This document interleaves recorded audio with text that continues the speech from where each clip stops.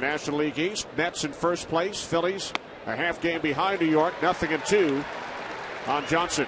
Beautiful curveball there from Doug Davis, right on the button. There you see the numbers. That's hard luck right there. You got a 3.77 ERA. You should be better than 2-6.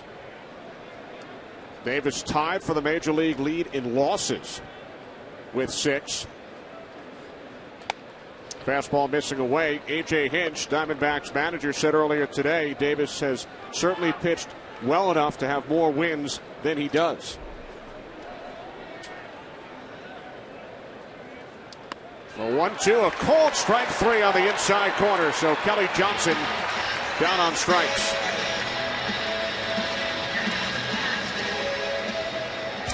We check out the Diamondbacks in the field. Burns, Parra, Upton. In the outfield, Reynolds, Lopez, Drew, and Ryan Roberts. Augie Ojeda scheduled to start at third, a late scratch, and Miguel Montero behind the plate. Diamondbacks also made a roster move earlier today as Yunel Escobar takes ball 1 from Davis. Chad Tracy placed on the 15-day disabled list. Suffered a strained oblique in last night's game. And Augie Ojeda suffered a left quad bruise during batting practice. 1-1 on Escobar. Drove in 3 runs last night. In his return, he missed 6 games with a strained right hip and went deep in the 3rd inning off John Garland, his 5th home run of the season. Way up into the restaurant here at Chase Field. That is a long, long home run. 452 feet to be exact. Davis quickly off the mound, 2 away.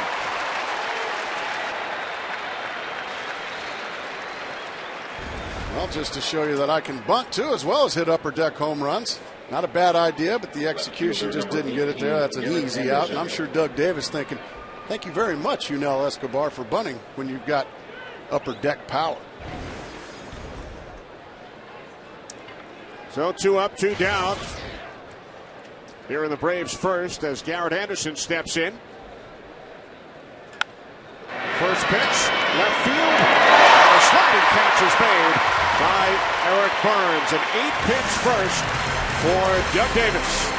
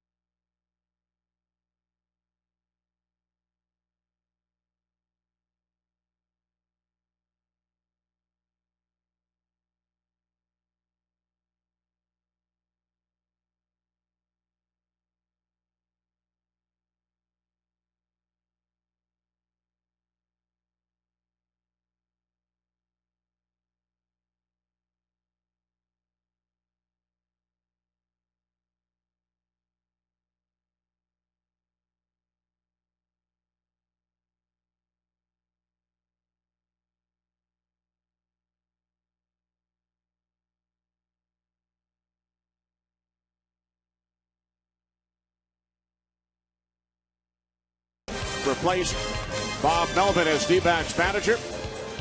Today's batting order brought to you by Taco Bell. Think outside the bun. Felipe Lopez will lead off, followed by Gerardo Parra. Justin Upton hits third. Stephen Drew in the cleanup spot. Mark Reynolds playing first base today. Will bat fifth. Miguel Montero behind the plate. Eric Burns in left. Ryan Roberts at third. Doug Davis is the Diamondbacks pitcher. Arizona getting set to face 33-year-old right-hander Javier Vasquez, a record of 4-4 this year, 11-15 in his only season as a member of the Diamondbacks back in 2005. Now the veteran right-hander was tremendous for Montreal for a lot of years. He's bounced around a lot since then. 3 quality pitches, good fastball, breaking ball, and changeup. Hold your breath means he needs to cure his hiccups, Kenny. That's what's been hurting him in his losses this year, the big inning, the hiccup. That's what he needs to guard against, so hold your breath on that, and he throws an awful lot of strikes. The sprint pitcher profile, in fact, he struck out 10 Braves in his start, or 10 Diamondbacks in his start in Atlanta back on May 15th. Felipe Lopez takes ball 1. In fact, since the 2000 season mark, only Randy Johnson has more strikeouts in all of Major League Baseball than Javier Vasquez. Yeah, you would think it would be like Johan Santana or Brandon Webb, maybe Jake Peavy, somebody like that, but no, it's Javier Vasquez under the radar. 12-16 with the White Sox last season. Here's the 2-0. Bounce to the left side. Nice play by Martin Prado, starting for Chipper Jones this afternoon to retire Lopez. A look at the Braves defensively. Anderson, Diaz, Francoeur in the outfield. Kotzman at first, Johnson at second, Escobar at short, Prado at third, and David Ross behind the plate. The battery of Vasquez and Ross. There is Chipper. Now Larry's going to get an off day today.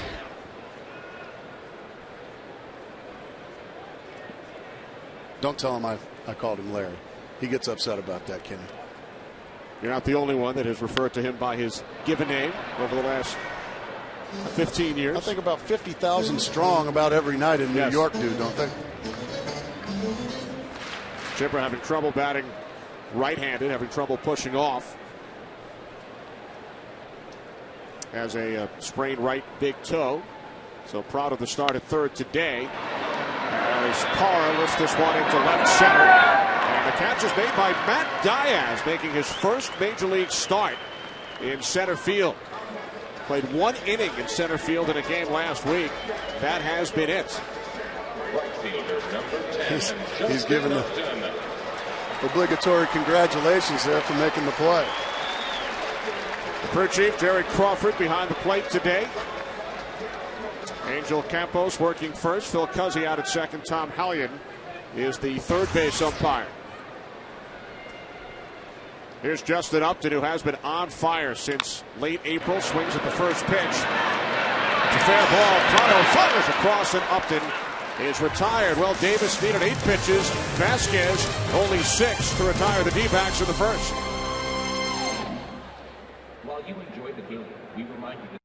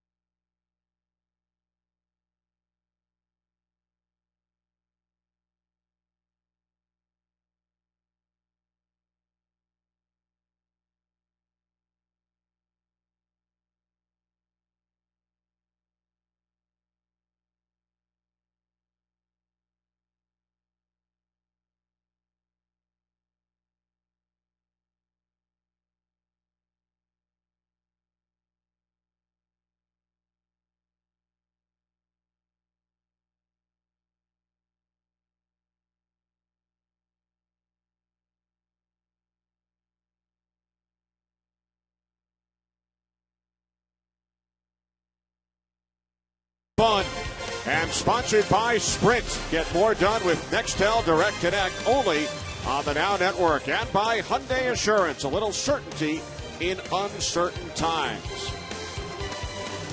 Kenny Albert, Mark Grace, Chris Rose back in Phoenix. Top of the second inning. Martin Prado leading off for the Braves against Doug Davis. Prado hitting cleanup in the Braves batting order for the third time this season. Hitting just .239, no hits in his last 9 at-bats. Prado, Diaz, and Francoeur for Atlanta here in the second.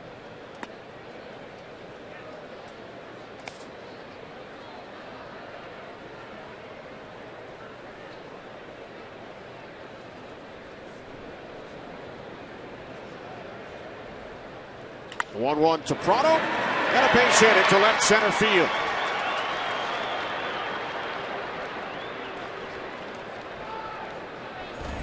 Prado gets a change up on the outside part of the plate. He just reaches out there and swats it back up the middle. Kept his hands back nicely. You don't have to swing hard to hit it hard. He just got the head of the bat to it, and he's a leadoff base runner.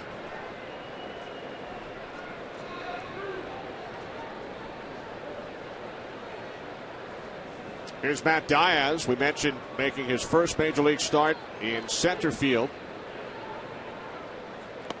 The rookie Jordan Schaefer started the first 48 games of the season in center for the Braves this season. Diaz hitting .288. He's 12 for his last 29. Prado the runner on first, the 1-0. Now 1-1. That's a cut fastball there from Doug Davis. That's what he likes to do. He likes to bully right-handers right in on their belly button with that late breaking cut fastball.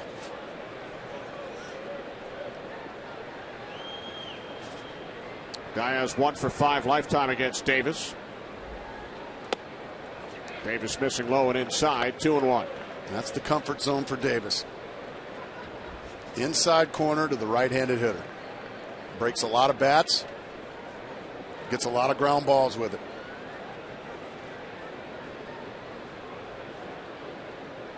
Prado a leadoff single, the 2-1. Now 2-2 on Diaz with Jeff Francoeur waiting on deck. And even though Davis doesn't throw that hard, that's just 84 miles an hour. But that cut fastball, that late tilt to the inside corner misses a lot of bats.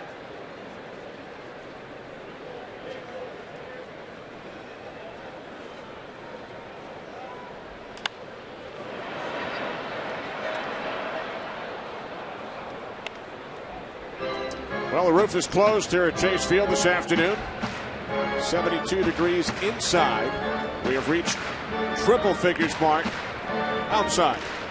Well, as a Phoenix resident, it's going to be about 6 straight months of triple digits, so settle in.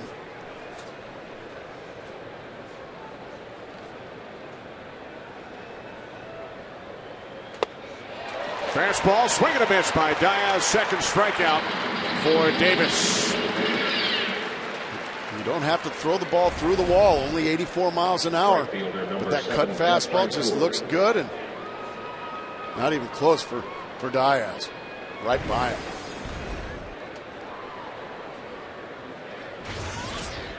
So with one away, here's Jeff Francoeur.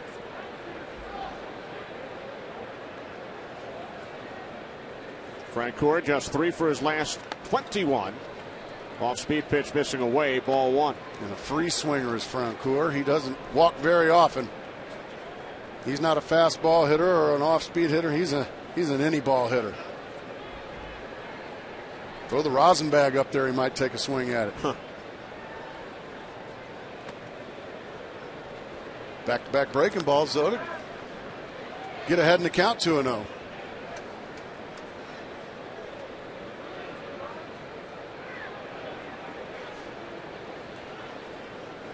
Prado takes his lead off first. The 2-0. Lifted into shallow center and bounces in front of Parra. Second hit of the inning for the Braves. Atlanta with runners on first and second with 1 out.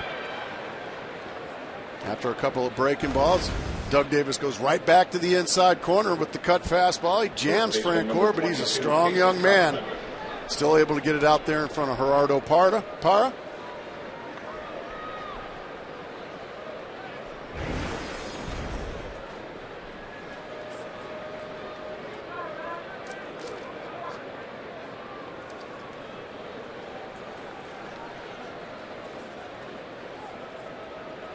So a 2 on, 1 out. Casey Kochman takes ball 1.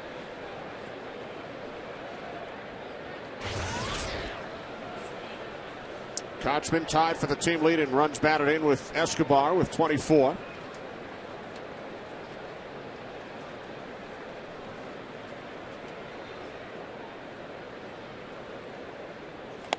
One 0, fastball in for a strike. 1-1. See a reaction here from Doug Davis, pretty much telling Gerardo Parra to dive there. That's kind of a disappointing reaction right there. A veteran player in Doug Davis, a young kid out there giving it everything he's got. All you young pitchers out there, try not to do that to your players. 4-6-3. The Diamondbacks turn 2.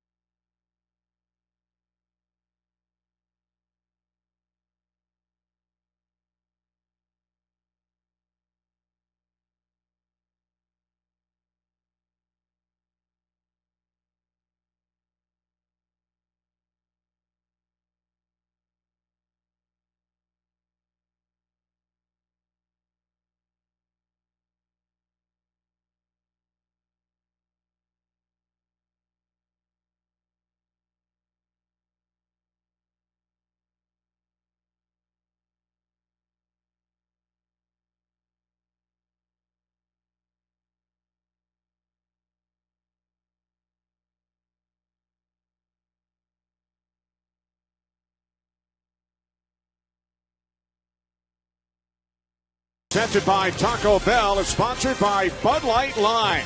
The drinkability of Bud Light with the refreshing taste of lime.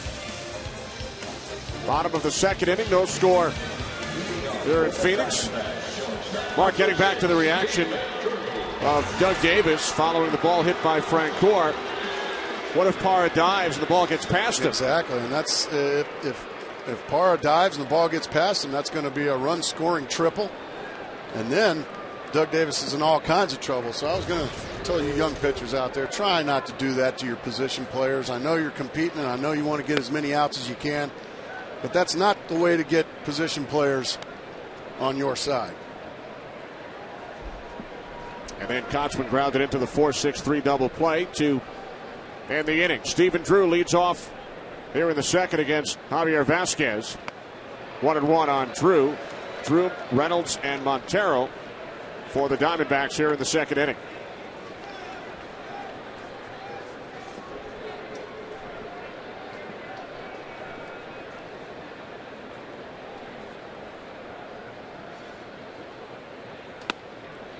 Good change up there from Javier Vasquez. Stephen Drew thought it must have been inside, but it looked like it shaved that corner.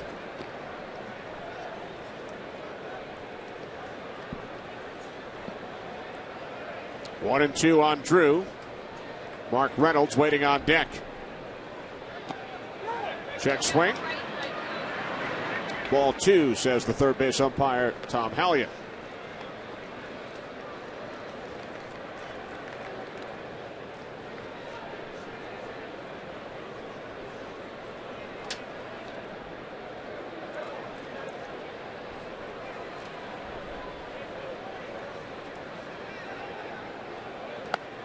Fastball missing away, full count.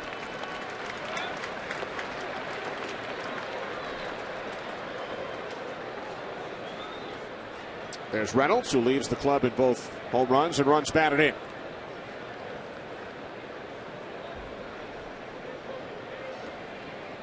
Payoff pitch from Vasquez, in for a call, strike 3. One away here in the bottom of the second inning as we check in downstairs with Chris Rose. Chris? Yeah, Kenny, I was talking to the brand new 35-year-old manager of the Diamondbacks, A.J. Hinch, and I asked him what was the biggest challenge when he took over a couple of weeks ago. He said basically the first 10 days the scrutiny was insufferable, not only from the media but also the players, because remember, this guy did not have a managerial background nor a coaching background. One of his veterans, Eric Burns, he played with Hinch in AAA up in Oakland, and he walked in and he said, listen, you know this is going to be kind of awkward, don't you think? He said, yeah, he's had to replace Burns. He's a pinch hitter late in games last week up in Oakland. So he admitted that, yeah, this is a big-time challenge.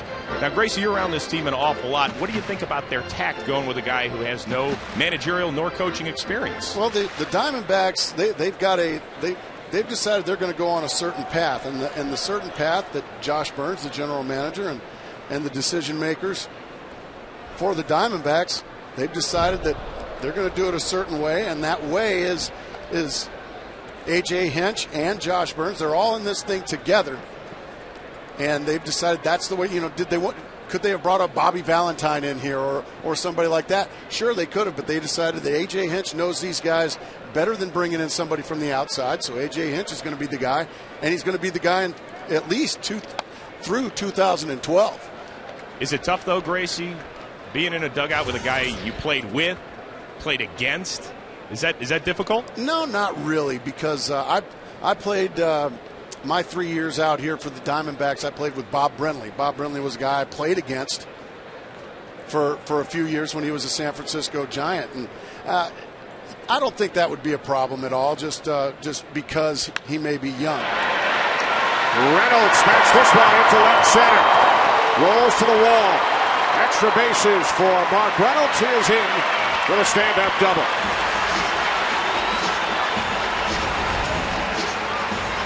Breaking ball stays up. Mark Reynolds, a very strong young man. Once he squares it up, it's headed to the wall. Gets those big arms extended.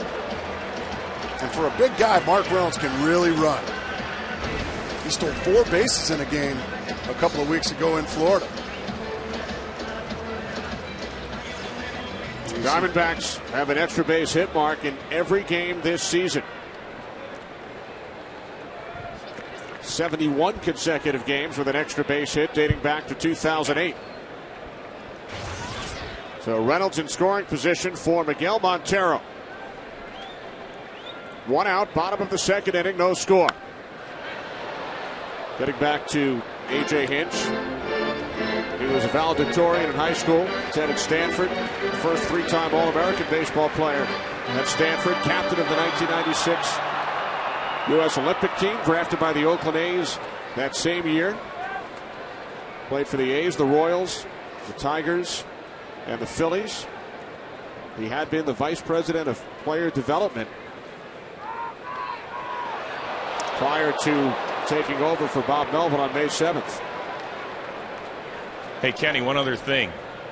A.J. Hinch, when he was at Stanford, Eric Burns was a guy who came up to visit, so he was his recruiting coordinator, and A.J. wanted to make sure that everybody knew that Burns was not smart enough to get into Stanford. He had to go to UCLA instead. I guess he needed those glasses that Brian McCann is now wearing. Yeah, I'll pass those up to the booth by the 5th, okay?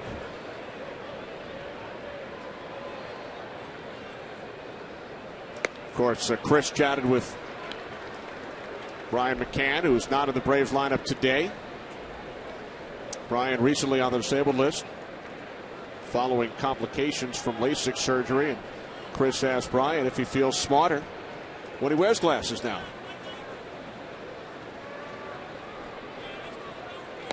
One and two on Miguel Montero.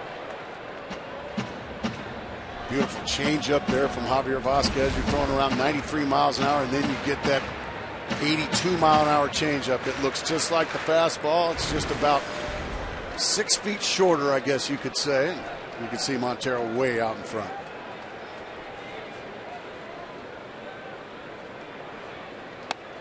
Fastball missing high and tight. 2-2. Well, so far he is putting a really good sequence of pitches on Miguel Montero. After that changeup that had him out in front, right in on his chest with that 91 mile an hour fastball. That's what pitching is.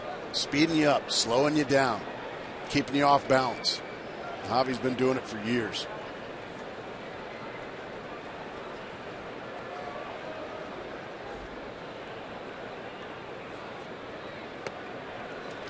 Full count with Eric Burns waiting on deck. Mark Reynolds, a one-out double. Reynolds struck out in all 3 at-bats against Vasquez 2 weeks ago. He takes his lead off second. The payoff pitch to Montero. And Montero is backhanded by Johnson. Montero able to move Reynolds over to third. On the ground out to the second baseman. Well, next week on Fox Saturday Baseball, Ryan Howard and the defending world champion Phillies head to Los Angeles to battle the Dodgers in a rematch of last year's National League Championship Series. Fox Saturday Baseball, presented by Sears, returns next week at 4 Eastern, 1 Pacific on Fox.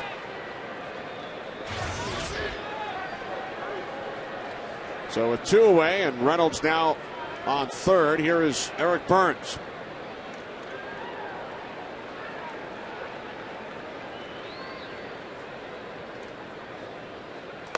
Fastball from Vasquez, missing away, ball 1.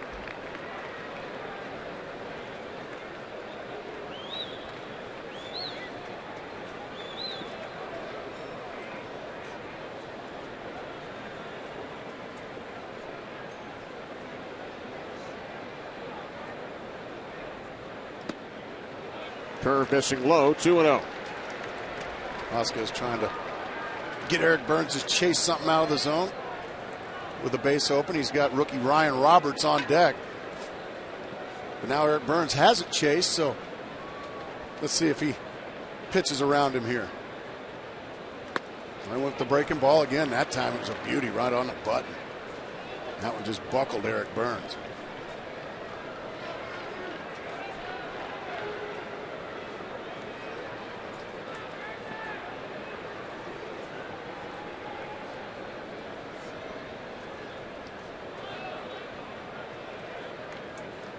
The 2-1 fastball. Now 3-1. That one almost got away from David Ross, the catcher. That one really sailed on Vasquez. And that's the danger when you're pitching around somebody or you're pitching carefully with somebody, especially with a runner on third base. You bounce a breaking ball and it goes to the screen, but you just gave up a really cheap run.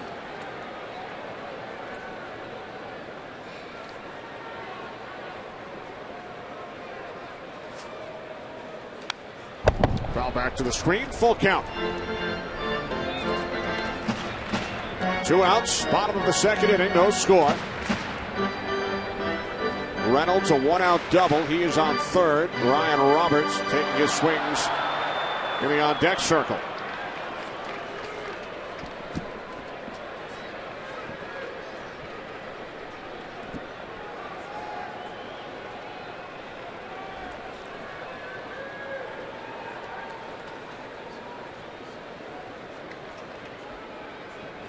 Payoff pitch to Burns. He struck him out. What a pitch by Vasquez. We'll return after these messages from your local Fox station.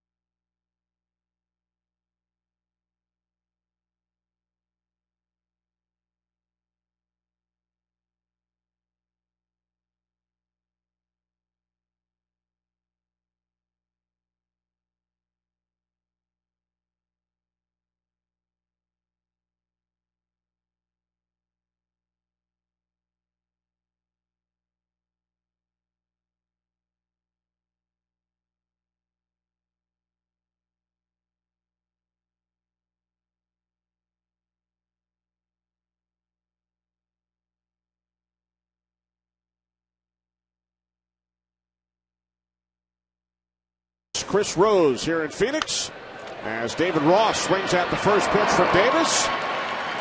Wonder if Doug thought Parra should have dove on that one. I wonder if he's telling him to dive again. I hope not.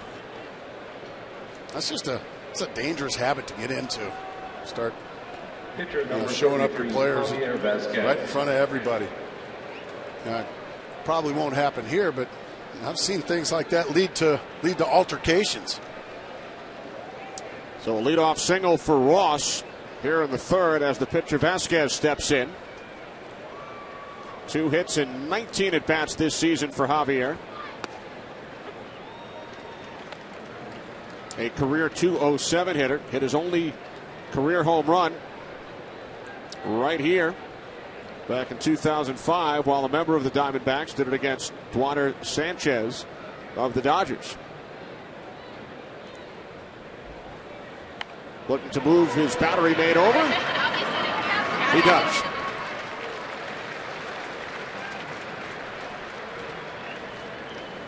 Beautifully done there by Javier Vasquez. And as a pitcher, that's just helping yourself right there. The W and the L goes by your name, the win and the loss.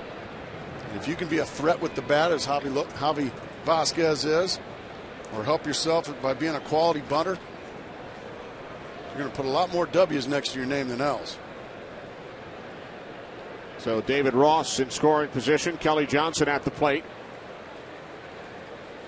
Called out on strikes his first time up. Well, you got a beautiful curveball there from Doug Davis to get ahead.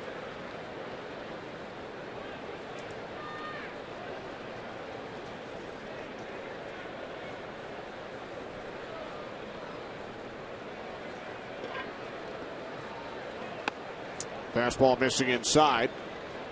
1-1. That sacrifice by Vasquez, his 6th this season. I tell you, he's not only a pretty good bat hitter, he can help himself with the bunts as well. You know Bobby Cox is loving that. Johnson, deep left field, over the head of Burns. Ross will score. The Braves take a 1-0 lead. 18th run batted in of the season for Kelly Johnson. Just a cut fastball out over the plate. Kelly Johnson just smokes it over the head of Eric Burns. He can't get back there in time.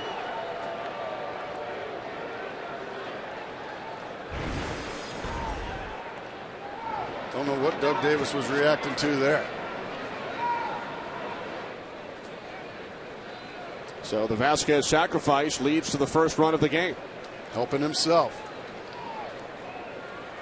Also getting that successful sacrifice. It takes the double play out of order. So now Johnson takes his leadoff second, only one away, as Escobar steps in.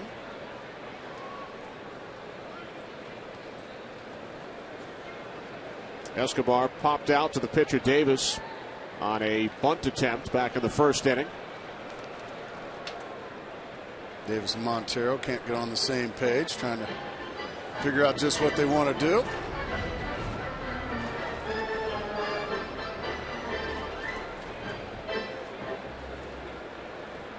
Braves strike first with a run here in the third.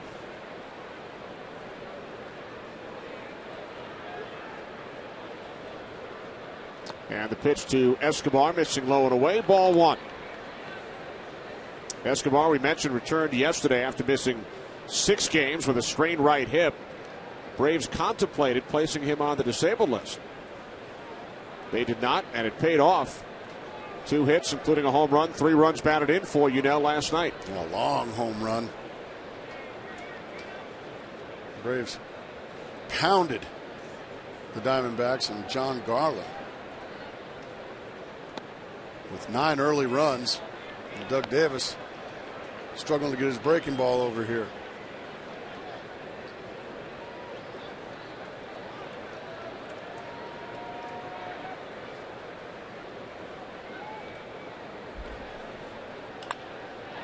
Escobar pops it up, shallow right. Catch is made by the second baseman Lopez for out number 2. It's time now for the Bank of America Fan Cam. Want to show the world it's not like, it's love? Get MLB banking only from Bank of America. Chris, where are you? Right here, bro. Out in the pool where we did the pregame show. Feet in the water. It's like a bath out here, Gracie. This thing's great. There's an area where it says A-Rod hit the first ball in the pool, right? Oh, no. Oh, no. You know who hit the first ball in the pool. Rumor has it was A-Rod. What, is that wrong? Garrett Anderson with a shot into the right field corner. Johnson scores. The Braves take a 2-0 lead. 12th run batted in of the season for Garrett Anderson. Well, Garrett Anderson's had such a great career. He stays right on a breaking ball and just drives it down the right field line. Justin Upton, even with his great speed, couldn't get it. And now a 2-run lead for these Braves. Chris, allegedly, that first home run into the pool was hit back on May 12th, 1998. Right. Off Andy Bennis.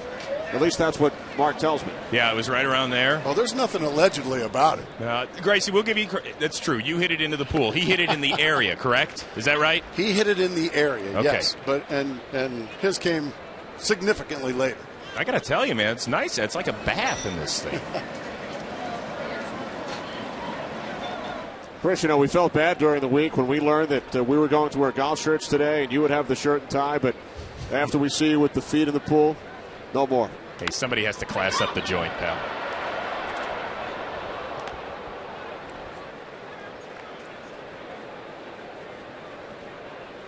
He looks comfy out there, though, doesn't he? Certainly does. 2 runs on 3 hits for the Braves here in the third.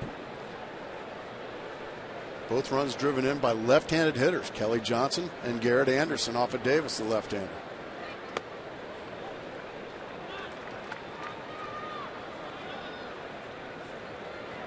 Anderson takes his lead off second.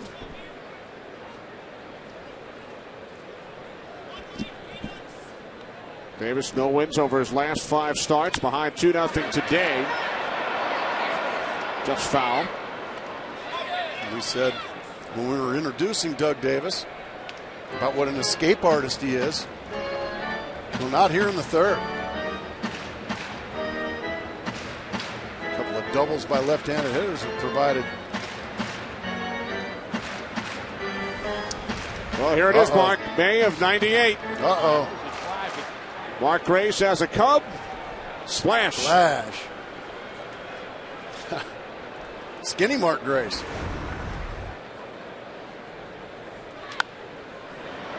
Did I see Chris Rose sitting out at the pool that night as well? You know what?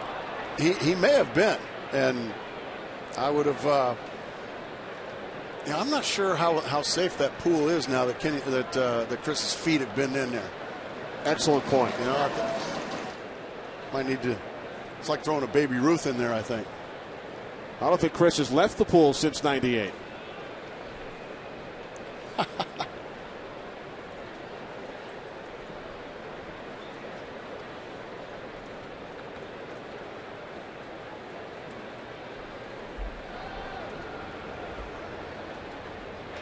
Prado reaches out. Right field, Upton. And the inning comes to an end, but not before the Braves score 2, and Chris Rose goes skinny dipping.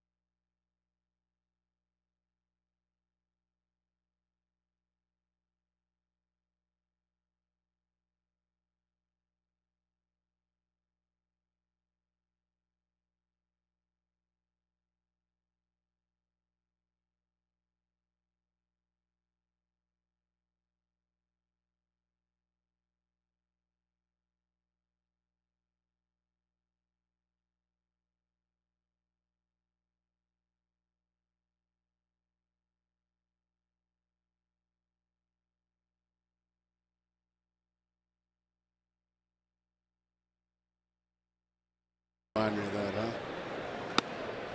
Strike one to Ryan Roberts. There's Ross, the Braves catcher, who has hit 63 Major League home runs. 62 have been off pitchers. Have been off pitchers, yeah. His very first as a major leaguer, well, was off me. And he's still talking about it. Well, he sends me 8x10s about every time I come to the city he's playing in. To Mark, thanks for serving it up. David Ross. Yeah, thanks a lot. I'll put that one in the trophy room. Roberts, shallow right. Backpedaling is the second baseman Johnson. Makes the catch for out number one.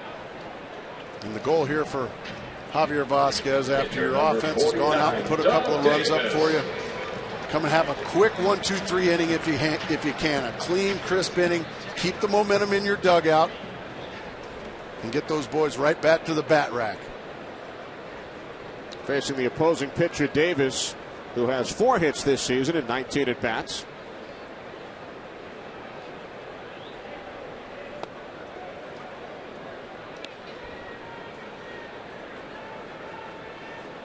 A DirecTV game break coming up. Game the Braves have their eyes on, the Mets and the Marlins. Mets in first place in the National League East. Marlins in fourth. 6 games back.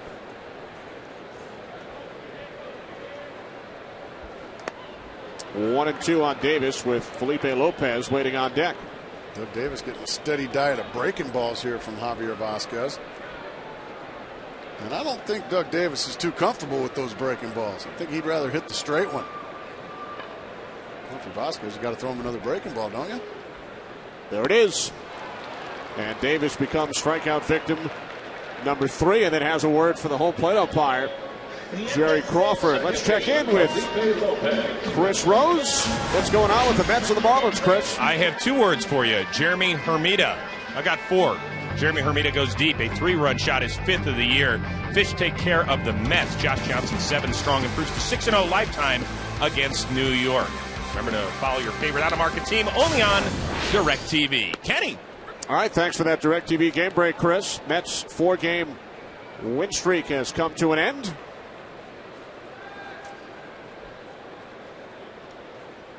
Phillies will host the Nationals tonight, so for the moment, Mets and Phillies are tied atop the division as Lopez grounds out to the second baseman Johnson, a 9-pitch third for Vasquez.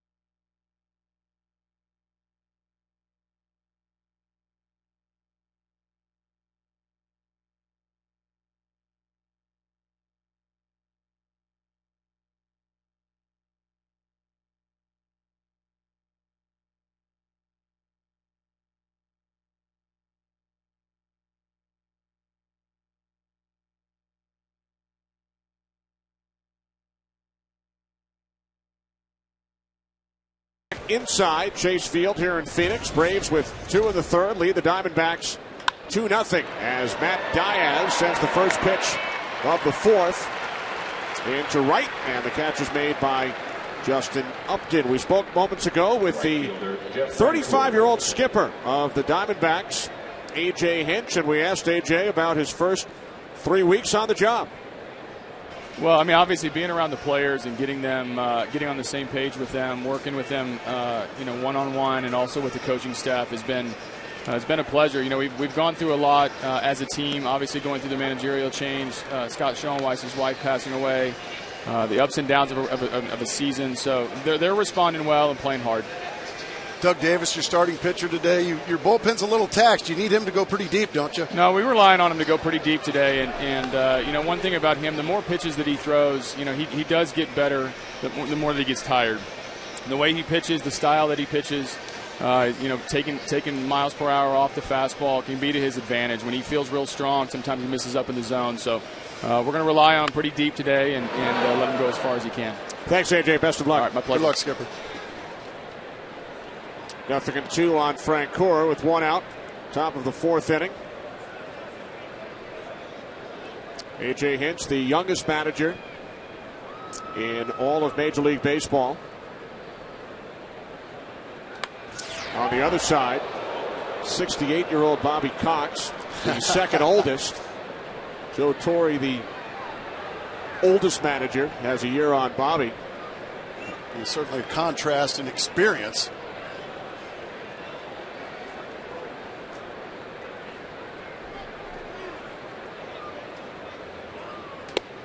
Fastball missing high.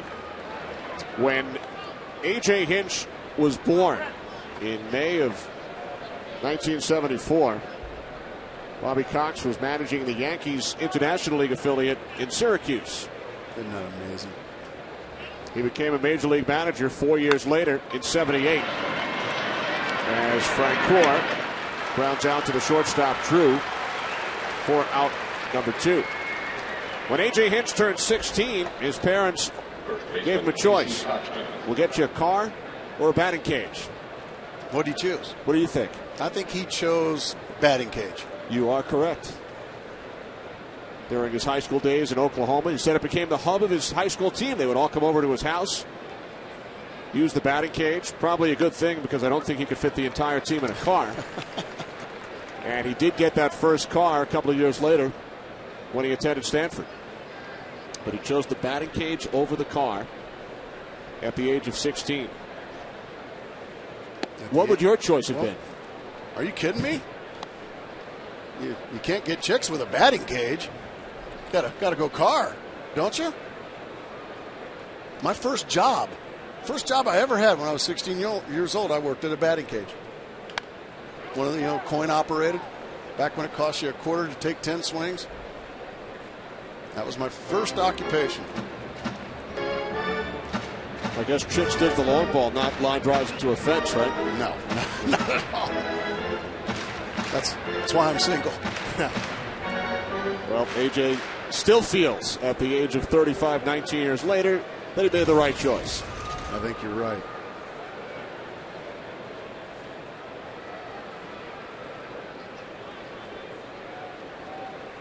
One-two to Kochman. Base hit into right center. So a 2-out single off the bat of Casey Kochman, who grounded into a double play back in the second inning. Well, Doug Davis drops down sidearm, and he tricked himself. His Kochman just stayed right on it and just rifled it right back up the box. Why did I drop down? I was doing so well when I was throwing overhand.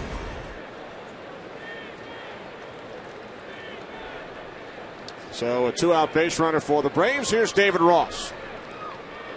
Single back in the third inning. Was sacrificed to second by Vasquez and then came around to score on a double off the bat of Kelly Johnson.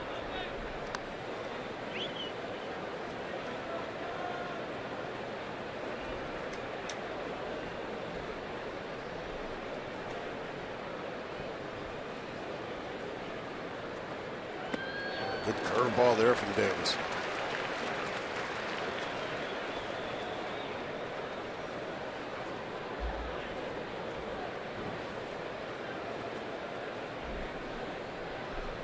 Usually after the slow breaking ball, Davis likes to go right back inside with the cutter.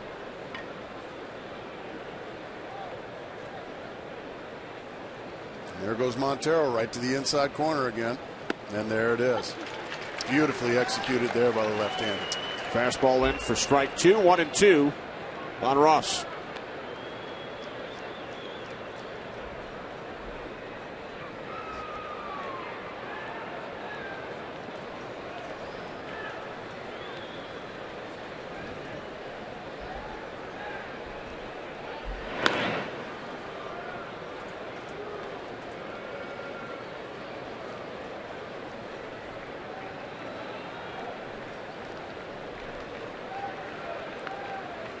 Braves with 2 runs on 6 hits. Diamondbacks, no runs, only 1 base hit. Davis missing high, 2-2.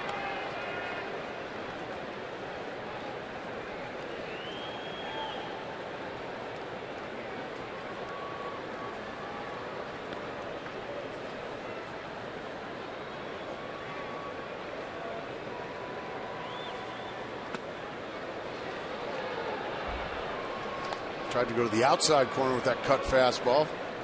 Just missed away. So the runner will be on the move. That runner is Kochman. Doug Davis has a very good pickoff move, so if you're Casey Kochman, you got to be careful here not to get picked off.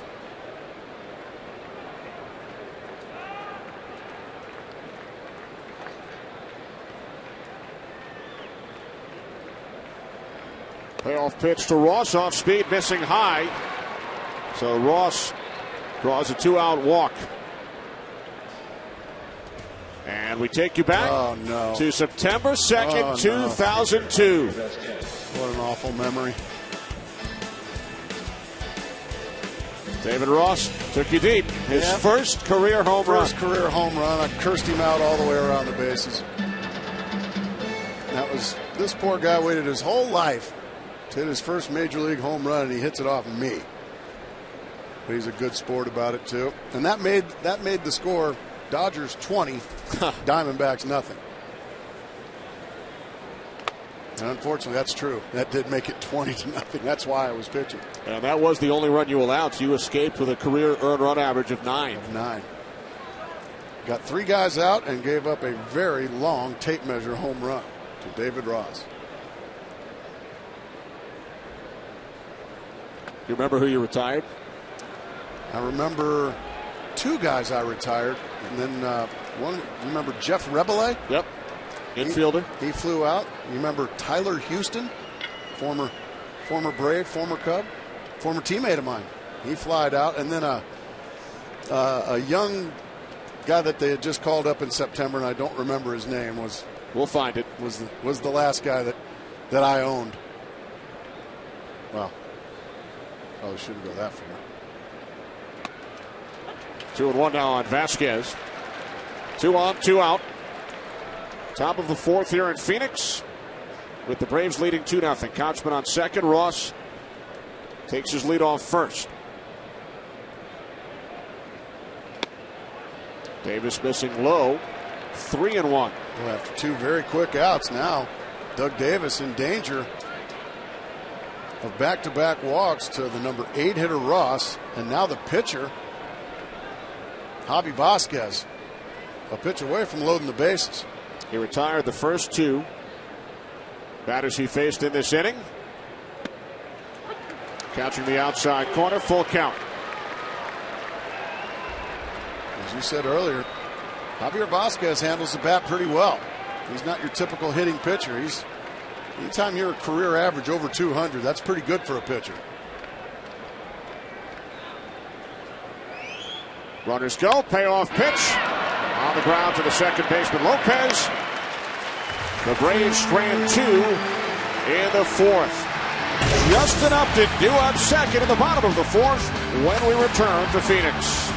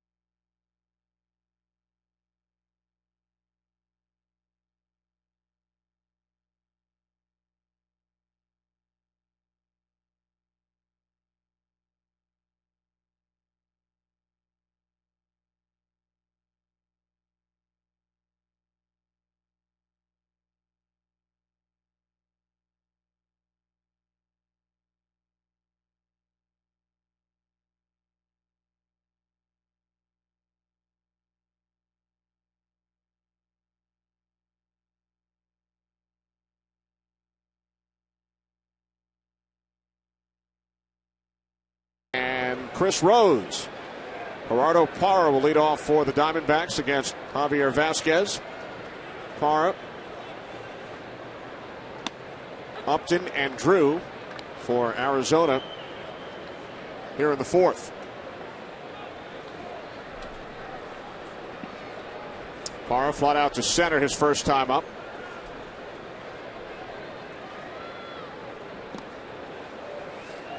And we are pleased to be joined live from the Braves dugout by right-hander Tim Hudson, who is on the comeback trail, recovering from Tommy John surgery on his right elbow. Tim, thanks for taking a couple of minutes. How do you feel, and when do you hope to be back? My pleasure, guys. Thanks for having me. I feel great, man. Things are going along really well right now. Broken bat grounder.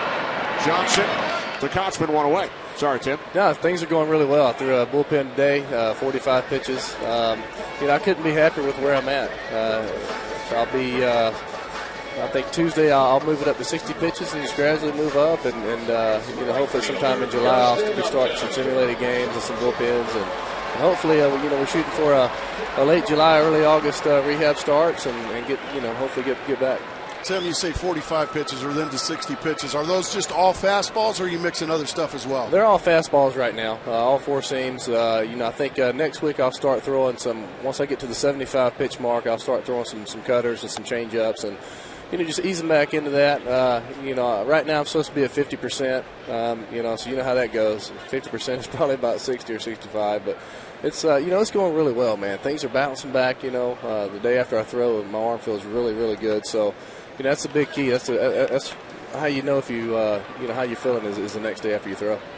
Tim, Justin Upton at the plate right now. What would your thought process be if you were on the mound? Man, stay out of the middle of the plate. I'm telling you what, he's locked in right now. The first game against us, man, he had some really good at bats, and he's been locked in most of the year. I mean, look at him right now. I mean, he's hitting almost 340. Obviously he's a guy in that lineup that you want to not let him hurt you because he's a big stick right now for him. Diamondbacks are young. This kid's 21. The middle of the order, Parra, 22 years old. Upton, 21 years old. Swinging and missing a changeup. Stephen Drew, the old man of the heart of the order, at 26 years old. Reynolds, 25. Montero, 25. Remember those days, Tim? Man, it seems like they get younger and younger every year. It's exciting to see a lot of these young, great players coming up nowadays. It makes me feel really old, but at the same time, it pushes me to go out there and try to get better, man. See these young guys coming out, the young position players playing well and preparing every day, the young pitchers coming out and just working hard and seeing what kind of arms are coming up in the league now. It's exciting. Upton down on strikes, fourth strikeout for Javier Vasquez, 2 away for Stephen Drew. We're chatting with Tim Hudson in the Braves dugout.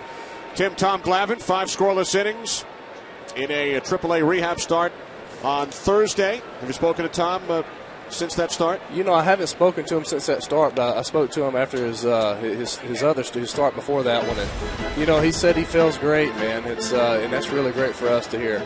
He's going out there pitching well, throwing strikes. I know 2 starts ago he said he felt like that was the best stuff he's had in a long time. And, obviously with his last start, it looks like he's really been – he was really locating well. Threw a lot of strikes. 5 shutout innings, like you said, man. That's music to our ears. Hopefully, it'd be nice for him to come back and be healthy, and to plug a 300-game winner, in your rotation and a healthy, Tom Glavine is something that a lot of people can't do, and we have the hopefully the luxury of doing it pretty soon. Do you spend much time sitting watching games with Javier Vasquez? He's dealing as we speak right now. I enjoy watching him pitch. I do too. I'm going to tell you what, man. This offseason, when we made that trade for him, I'll tell you what, man, that trade flew under the radar. And I knew right off the bat that was going to be a huge trade for us. I mean, he's a strikeout pitcher. He's a strike thrower. He goes out there and competes. He's a veteran. And, it's, and it shows right now. I mean, he goes out there and he just he gives you a really good chance to win. I don't care who's going to be pitching against. You're going to feel like you have a shot to win that game. And, he throws so many pitches, for strikes. He's always in the strike zone. And he's a great guy. I'm going to tell you what, this is the first time I've played with him, and he's a great teammate. He's a leader on the club, and I know we're fortunate to have him for sure. Not a bad offseason when you can bring in Derek Lowe and Javi Vasquez. Absolutely. It was a great offseason for us. Obviously, our needs this offseason was pretty evident. Our starting pitching, with the injuries that we had and how we finished up the season last year. I think, Josh Sherholtz and Frank Wren, and they've done a great job of addressing the needs that we needed this offseason. They went out and got, three of the best guys that we could probably get, with Kawakami in that mix too. So, it's I'm excited. I just hope, whenever I come back, I have a job. Derek Lowe just needs to loosen up a little bit, doesn't he? Oh my gosh, he's an animal.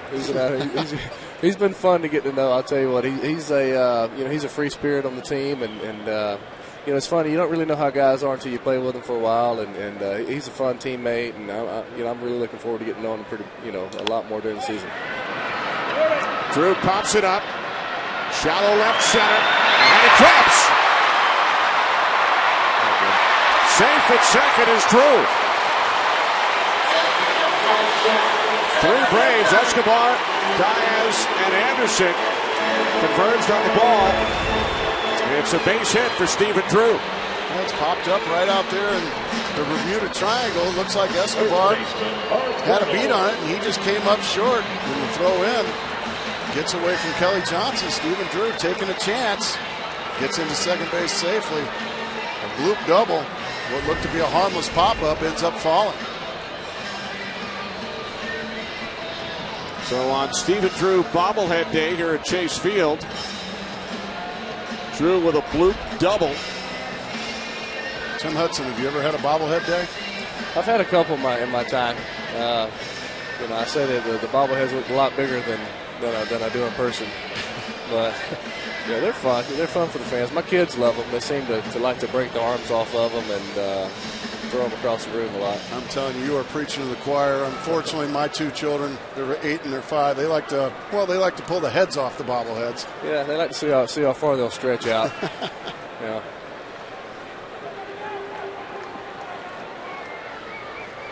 Now, Tim, did you know A.J. Hinch at all from your days with the Oakland organization? Actually, yeah, he was our backup catcher the year I got called up. I played with him 1 year, and Mark Reynolds grounds out to Escobar to end the inning. Tim, thanks very much for joining us. Absolutely. Best of luck. Good luck, Huddy. Thanks, guys. Thanks, Gracie. See you, buddy. All right, Tim Hudson, Braves over the Diamondbacks, 2-0.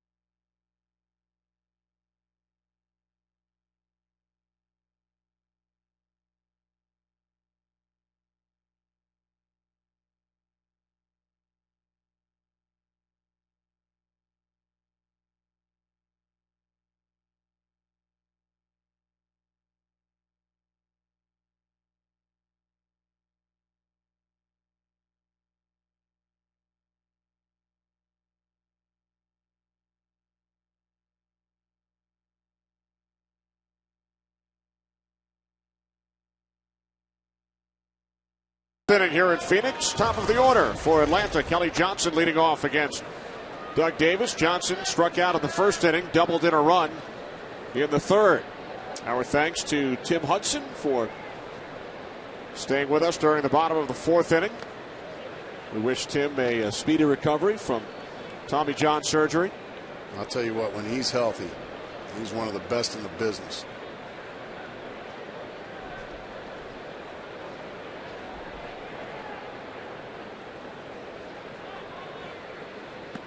Off-speed pitch in for a called strike. Oh, that's a gutsy pitch there. 2-0 big roundhouse breaking ball. Doug Davis pulled it off nicely. Good pitch.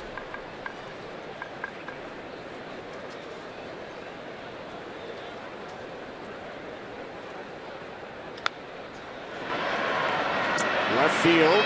Coming on is Burns. One away. Well, we chatted with Chris Rose earlier. He had his feet in the pool in right center. Where could Chris possibly be now? This would be the Fox executives. I found them. Guys, here we go. You know, I've got Batman, Wolverine, the Hulk, Wonder Woman, Flash, Superman. It's Superhero Saturday. These guys have started a new tradition, apparently. So they're going to do this just about every Saturday they can throughout the rest of the season, right? Isn't it? I guess that's the deal. And so, I don't know. If you're asking which superhero I am, that would be Clark Kent. Oh, very good. Very good. Thanks. These guys liked it. They like good rooting section out here. Okay. So during the pregame show, Chris compared himself to fellow Cleveland native Drew Carey, and now 5 innings later, he's Clark Kent. He's Clark Kent. I lost about 80 pounds in 5 innings. And many millions of dollars, too. Not to mention. Yeah, this is good. Where will we find Chris next? Unemployed at this rate. For Chris's sake, hopefully somewhere besides there. Yes. I know Chris will be hurrying home to watch his beloved Cavaliers tonight in Game 6 of their Eastern Conference Final Series. A 3-0 to Escobar. And he draws a 4-pitch walk. So a 1-out base runner for the Braves here in the 5th. Left fielder Garrett Anderson. Here's Garrett Anderson. Doubled in a run back in the 3rd inning. He's hit a couple of balls hard today off of Doug Davis. He lined out to left field his first at bat and then doubled in a run in the 3rd. Garrett Anderson spent 14 seasons as a member of the Angels, approaching 2,400 hits for his major league career. Spent some time on the disabled list earlier this season.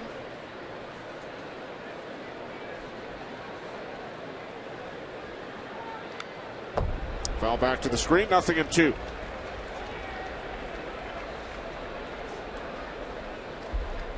You asked me earlier whether or not I think Garrett Anderson should be considered a Hall of Famer. And I think you and I both feel that he probably falls just a bit short. But it's a testament to the career that he has had that we even bring it up for debate. He has had a tremendous career. Kind of flew under the radar for a lot of years on a lot of really good Angel teams. Won a World Series title back in 2002. Hard hit left field, and the catch is made by Burns for out number 2. Escobar heads back to first. Today's Gillette Power Trivia question. Who are the 2 major leaguers this season to hit a home run in their first major league at bat? 2 players have done it this season.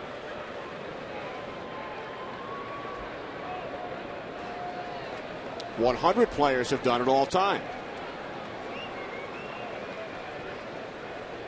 Pretty amazing. Long ball in your very first at bat in the major leagues. I grounded to third. It was exciting. At least you got the bat on it.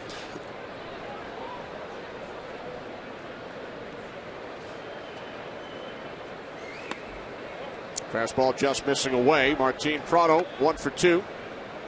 Singled in the second, fly to right in the third inning.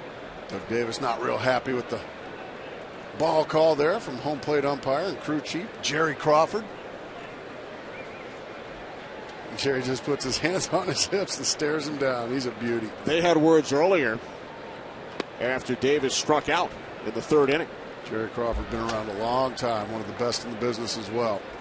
And his brother Joe, one of the officials last night during the Nuggets-Lakers Game 6 in Denver. Veteran NBA official. Jerry's got a little more hair than Joe. Their father was a major league umpire, Shags Crawford, for a lot of years. So officiating is in the family.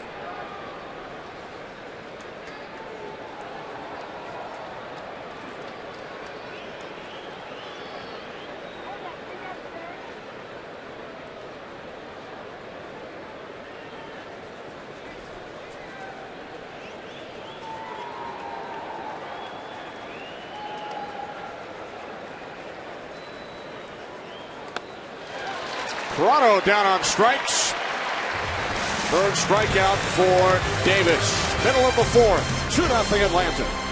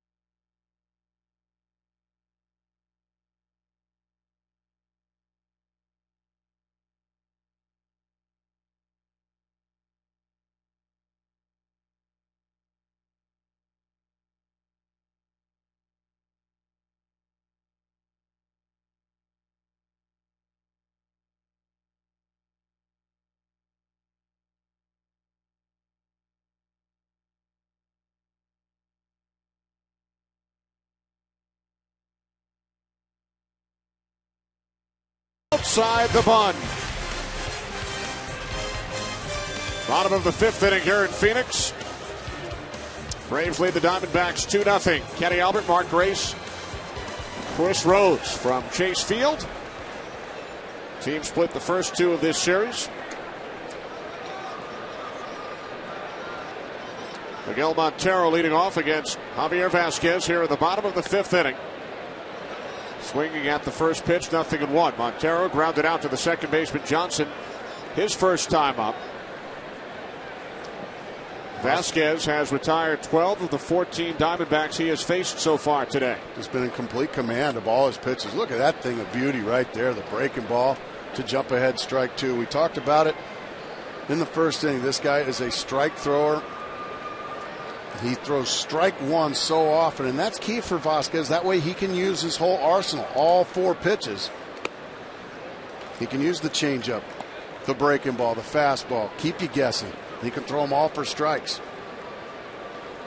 He's allowed two doubles today, and that has been it. Reynolds in the second inning, and then the bloop double off the bat of Drew in the fourth. Look at that changeup. Golly, that's impressive. Strikeout number 5 for Vasquez today. We take you back to our Gillette Power trivia question. Which two major leaguers homered in their first major league at bat this season? Well, they are both. I think they're both right here, in the aren't ballpark today.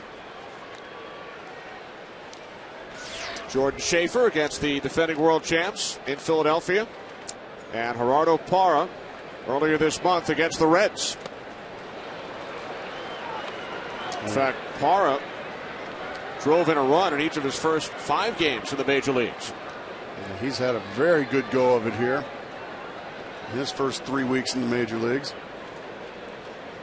Jordan Schaefer still a little wet behind the ears, and the changeup gets away from Javier Vasquez and clunks Eric Burns right in the back. I guess if you're going to get hit by a changeup, though. Eric Burns, a big tough guy, that doesn't bother him. Ryan Roberts. He ain't going to rub it either. Can't rub it. Third base runner for the Diamondbacks today. Our statistician Marty Aronoff points out that between Schaefer and Parra, they have combined to hit only one other home run, aside from That's those true. home runs in their first major league at bats. Yeah, Schaefer sitting on 2, and Parra, that's been it. And Schaefer sitting out a game today for the first time this season. Started the first 48 in center field for the Braves. Very accomplished defensive center fielder. But he's been struggling a little bit with the bat. Parra, on the other hand, has been terrific. Ryan Roberts popped to second his first time up. Burns back in. We mentioned earlier Roberts, a late addition to the Diamondbacks lineup today. Augie Ojeda was scheduled to start at third base and bat 8th. But he was struck in the leg during batting practice, suffered a left quad bruise. So Ryan Roberts hitting a cool 364 as we speak. And once again, Vasquez ahead 0-2. Seeing a lot of batters really ducking out of the way of curveballs, tardy on fastballs. Thus far, Vasquez has just had the Diamondbacks eaten out of his hands.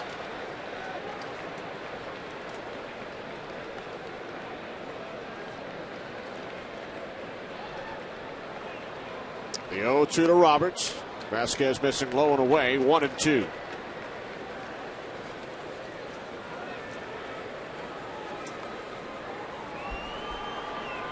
One out, bottom of the 5th inning. Burns was hit by a pitch from Vasquez. Takes his lead off first, with the pitcher Doug Davis waiting on deck. Roberts held up, 2-2.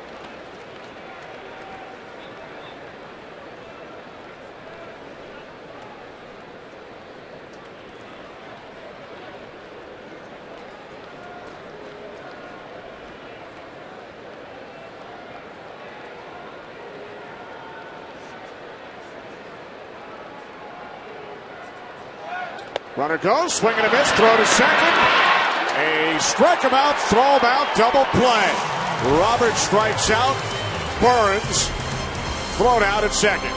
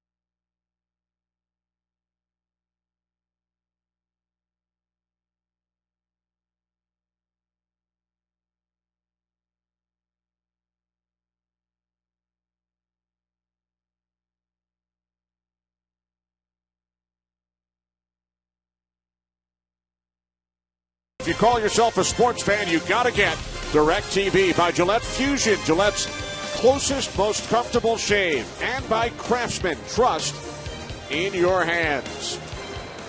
Matt Diaz leading off for the Braves here in the top of the 6th inning against Doug Davis. Diaz 0 for 2.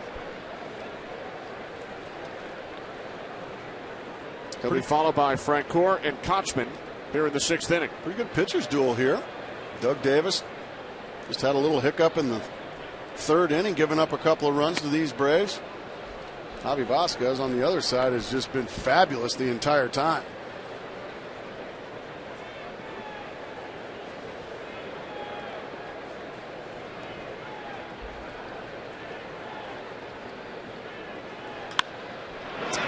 Diaz sends it to deep right field. Upton makes the catch for out number 1.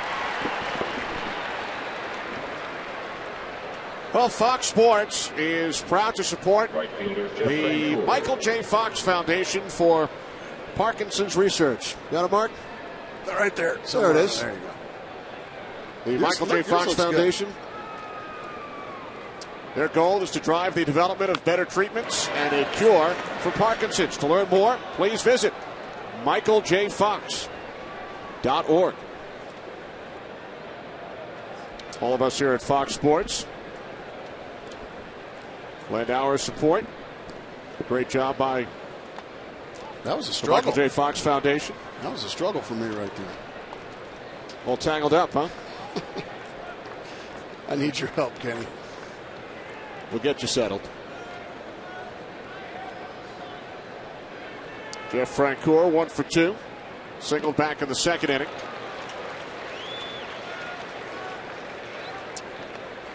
You know, you look at what the Braves have done offensively this season. They're ranked 11th in runs, 13th in home runs, last in stolen bases.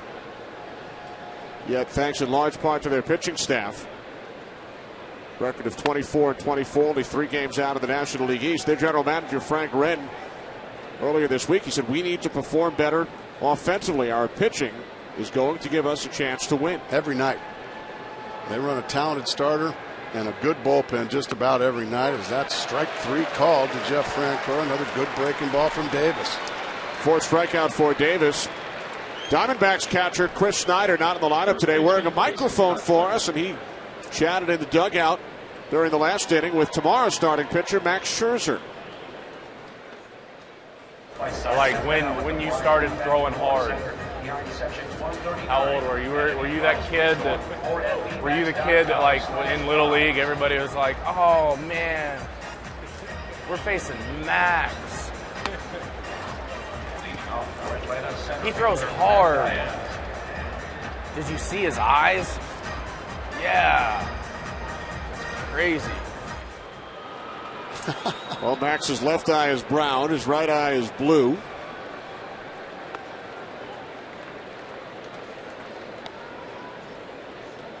The official term for that, Mark, heterochromia. Gesundheit. 2 different colored eyes. 1 and 2 on Kochman. He does throw hard. He throws very hard. He throws in the high 90s. Oh, what a bright future for Max Scherzer. We got to face Max. That was pretty funny from Chris Snyder.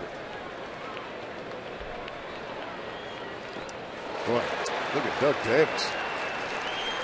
And the Braves have to face Max tomorrow. They lead today 2-0.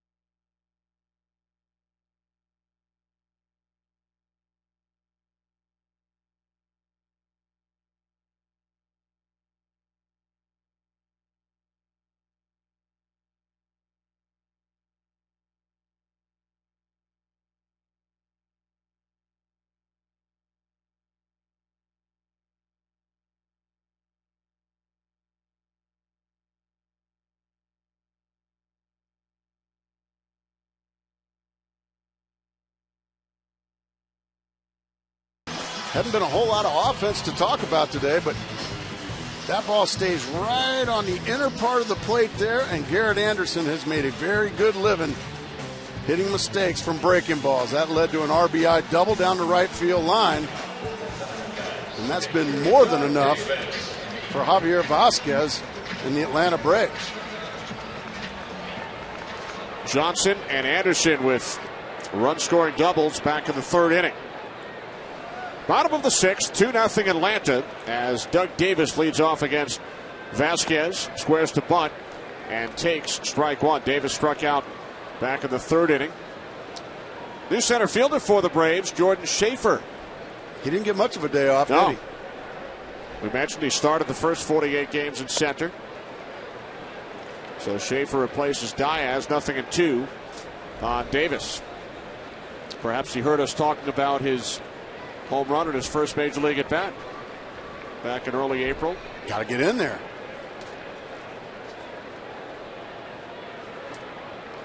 The 0-2 to Davis. That's the bat on it. Toronto. One away. One defensive change for Atlanta this inning. In center field, number So Davis 24, is Jordan retired. Schaefer. Here's Felipe Lopez, who was grounded out twice. Lopez playing for his fifth major league club. Blue Jays, the Reds, the Nationals, and the Cardinals. And how about his numbers at the plate since last August?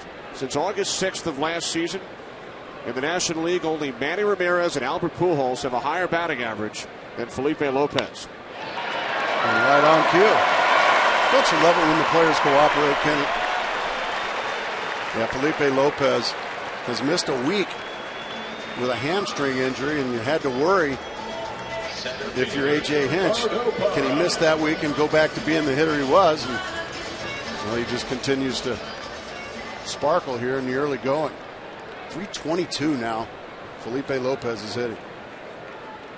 First single of the game for the Diamondbacks. They have two doubles, Reynolds and Drew. So Lopez a one-out single as Parra steps in. We take you back to May 13th. First major league at bat for Parra. Solo home run off Johnny Cueto of the Reds. The 100th major leaguer to hit a home run in his first at bat. Second Diamondback to do it. Alex Cabrera was the first back in 2006. Parra with a base hit into left field. So the Diamondbacks threatening here in the sixth inning. Runners on first and second with only one out, following back-to-back singles by Lopez and Parra. That's just a beautiful job of hitting right there by a young 22-year-old, having the patience to let the ball travel deep into his body and just flip it out to left field. So the table setters have done their job, Kenny. Now Justin Upton in the middle of the order got a big chance here with two on and only one out. Justin Upton, who is younger than Gerardo Parra.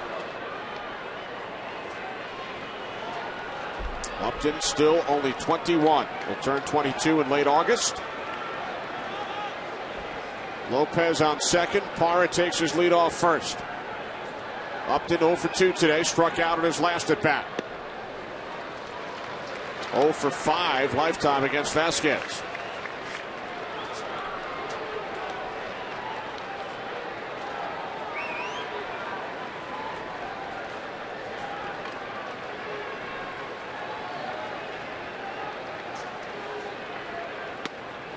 One and one. And a beautiful breaking ball. Behind in the count, you've got the ability to throw the breaking ball for a strike.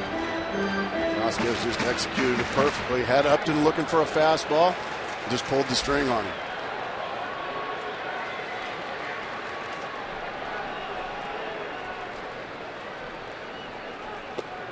Fastball low and away, 2-1.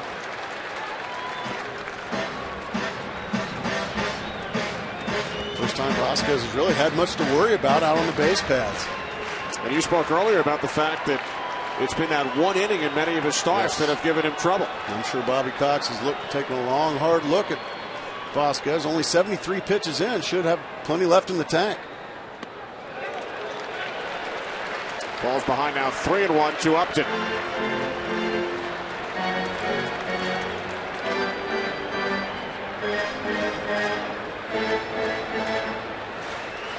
Most veteran hitters can't lay off that good curveball, but the 21-year-old Upton able to lay off and get himself in a good hitter's count here, 3-1.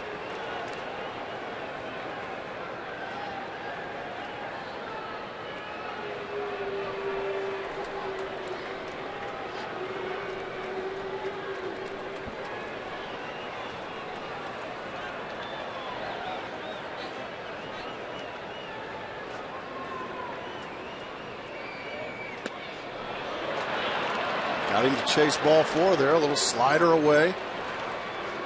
Now it's decision time as we get a little meeting on the mound between pitcher and catcher. You don't want to have any guesswork in this situation. You want to make sure exactly what the pitcher wants to do, how he wants to do it. Decision time here for A.J. Hinch. Do you send the runners and try to stay out of the double play? Or do you play it safe and just let Justin Upton take a whack at his pitch? Payoff pitch. Upton swings and fouls it off. Back behind first. He just challenged the youngster there with a fastball. After a 3-1 slider, he went right at the kid with a fastball, and he was able to foul it off. Upton batting .385 since late April. Start of the year 0 for 15. First and second, 1 out. Diamondback crowd starting to get excited. They haven't had much to get excited about here this afternoon. Topped up, foul territory. No room for Ross, so Upton stays alive. Vasquez went with the breaking ball there. After a 3-2 fastball, then a 3-2 breaking ball. Another quick meeting from David Ross. And the veteran and the youngster locking horns again.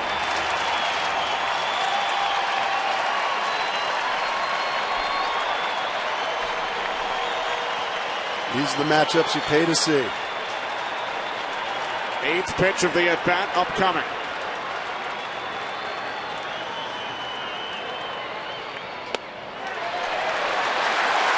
Bases loaded. And now Ross and Upton having words.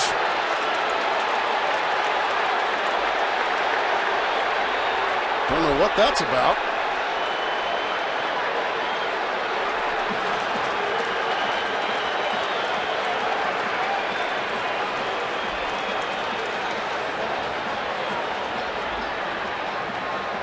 I think Upton kind of flipped his bat after ball 4, and I think David Ross didn't appreciate it.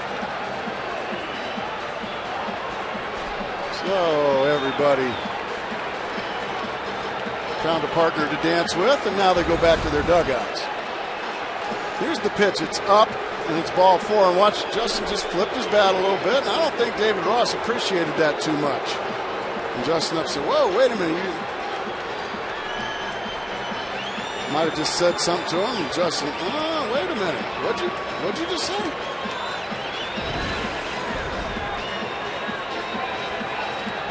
So back to the bullpens, the relievers going. Storyline probably should be the bases loaded 1 out here in the bottom of the 6th.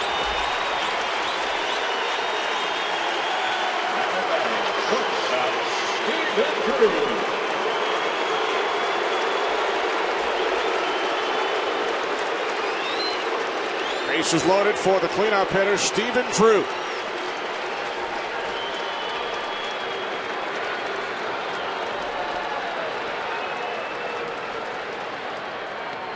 Ball 1.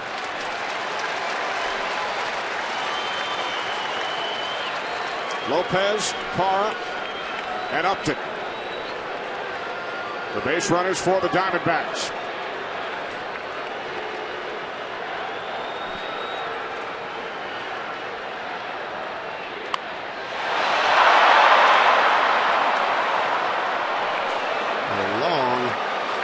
Foul ball, about 900 feet foul.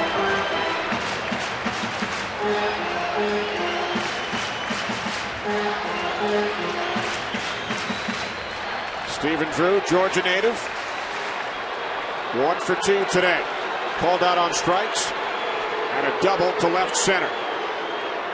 1 and 2. Beautiful change up there from Vasquez.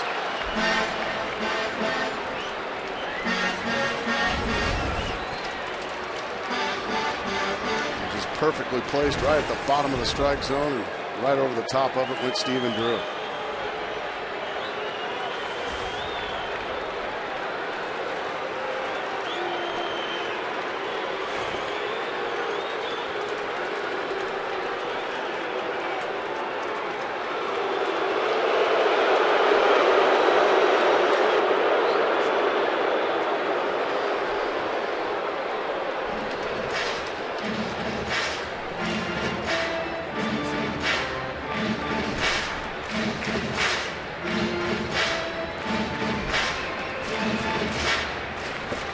Bases loaded, 1 out.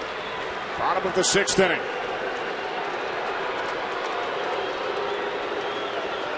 The 1-2 in the dirt, blocked by Ross. Oh, what a beautiful play there by David Ross, and a big play. Saving a run right here. The backbone just takes it, keeps it in front, and saves a run. What it does, it saves a run, Kenny, but it also keeps the double play in order.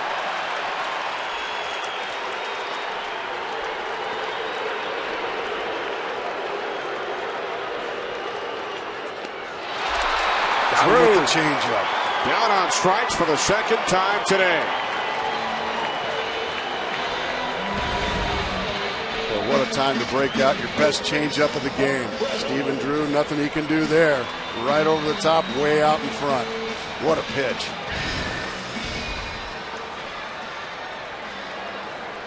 So now a chance for Reynolds with the bases loaded. Not much success with the bases loaded, only a 188 hitter career. Fastball in for a called strike. 0-1. Right on the outside corner, beautiful pitch. Bases loaded, 2 outs. Braves lead the Diamondbacks 2-0.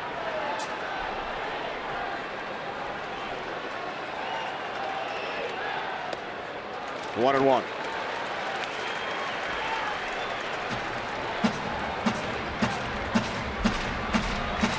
'85 pitches. The Diamondbacks mark have swung and missed at 18 in the game today. The Diamondbacks do strike out. They do swing and miss. Mark Reynolds, one of the bigger swinger and missers, but he's also got a puncher's chance. There's a swing and a miss right on cue. He leads the league in strikeouts with 67. He set the major league record last season by striking out 204 times. He's also got 13 home runs. He's a guy that I like to call, he's got light tower power. 1 and 2 on Reynolds. 2 outs, bases loaded.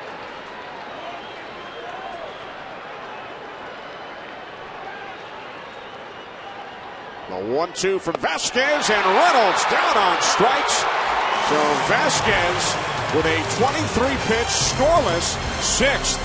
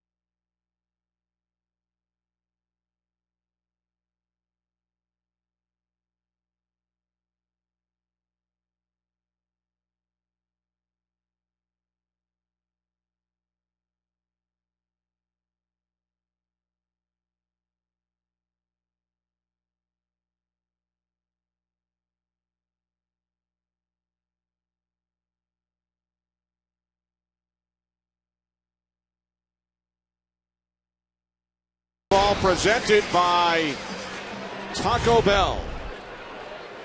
Well, they had a Taco Bell. Whoa! Wow. That's the local mascot, Baxter the Bobcat. Took out some, looked like some goodies. We need some of the superheroes Chris was sitting with earlier to come down and help out. Yeah. I've heard of crushing some food, but that's taking it literally. Wow. David Ross leading off for the Braves here in the 7th. Ross moments ago involved verbally with Justin Upton after he flipped his bat as he drew a walk, which loaded the bases, but then Javier Vasquez struck out both Stephen Drew and Mark Reynolds to end the Arizona threat. Doug Davis pitching into the 7th after A.J. Hinch was forced to go to his bullpen in the 3rd inning last night. Yeah, Doug Davis has been a dream come true for A.J. Hinch. He's been terrific through 6 innings. He'd love to get him through this inning as well. Save his bullpen. Ball's behind 3-1. Not much run support for Davis this season in 7 of his 11 starts. The Diamondbacks have scored 2 or fewer runs, including today's game.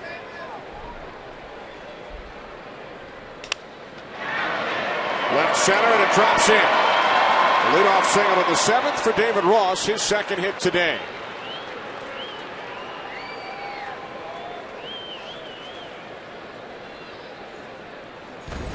Oh, cut fastball in on the hands, breaks his bat. He's strong enough to get it out over the shortstop, Stephen Drew's head. That's how you get even. If you're upset with Justin Upton or the Diamondbacks, just go out and get on base 3 times. 2 base hits and a walk now for David Ross. He's having a great game. Vasquez sacrificed earlier, and he does it again. He moved Ross over to second base in the 3rd inning. Does it again here in the 7th. Time now for a DirecTV game break with Chris. Best team in the bigs. The Dodgers getting beat up for the 2nd straight day at Wrigley. Mike Fontenot going to the Mark Grace Triples Alley. What? Bobby Scales going to score. Yeah, Gracie, they renamed it. It's 6-zip. Ryan Dempster pitching the shutout so far. Remember to follow your favorite out-of-market team only on DirecTV. You didn't hear that they renamed it? Well, doubles maybe. Triples just made you tired. You just stopped at second? Yeah, I pulled the chute right between first and second about every time. 6-0 Cubs. Thanks, Chris. Kelly Johnson takes strike 1. I thought Lou Piniella, our former colleague here at Fox, had one of the great quotes this week following the explosion by Carlos Zambrano. Ted Lilly involved in an incident this week as well with the umpires. Lou said, "Looks like I'm now the calm, cool, and collected one around here." We haven't seen a Lou meltdown yet this year, have we? That's good for baseball. It's only May. Yeah. When Lou or an old veteran crusty manager loses his mind, it's good for the game. Certainly keeps the fans entertained.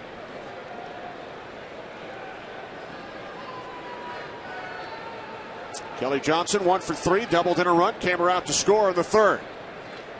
Ross in scoring position, takes his lead off second as Johnson fouls it back to the screen.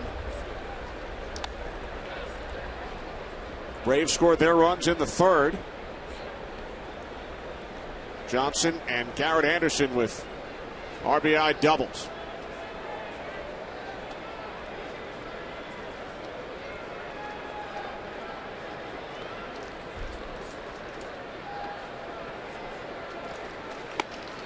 Davis missing high. We talked about the Diamondbacks going to their bullpen early. Their 1st-round draft pick out of the University of Arizona back in 2008. Daniel Schlereth made his major league debut last night. Pitched a perfect inning. Recalled earlier in the day from Double-A. A called strike 3 on the inside corner. 6th strikeout for Doug Davis as we check out the Braves in-game box score, brought to you by Hyundai, introducing the all-new 306 horsepower rear-wheel drive Hyundai Genesis Coupe. Johnson and Anderson with the RBI doubles. 2 hits for David Ross and a couple of sacrifices for Vasquez. Vasquez has been the hero today. He's thrown 6 shutout innings, helped himself with a couple of sacrifices. So now Yunel Escobar 0 for 2 with a walk. Up the middle, off the hand of Davis, backhanded by Lopez. The throw on the bounce. Out at first is Escobar. 7th inning stretch time in Phoenix.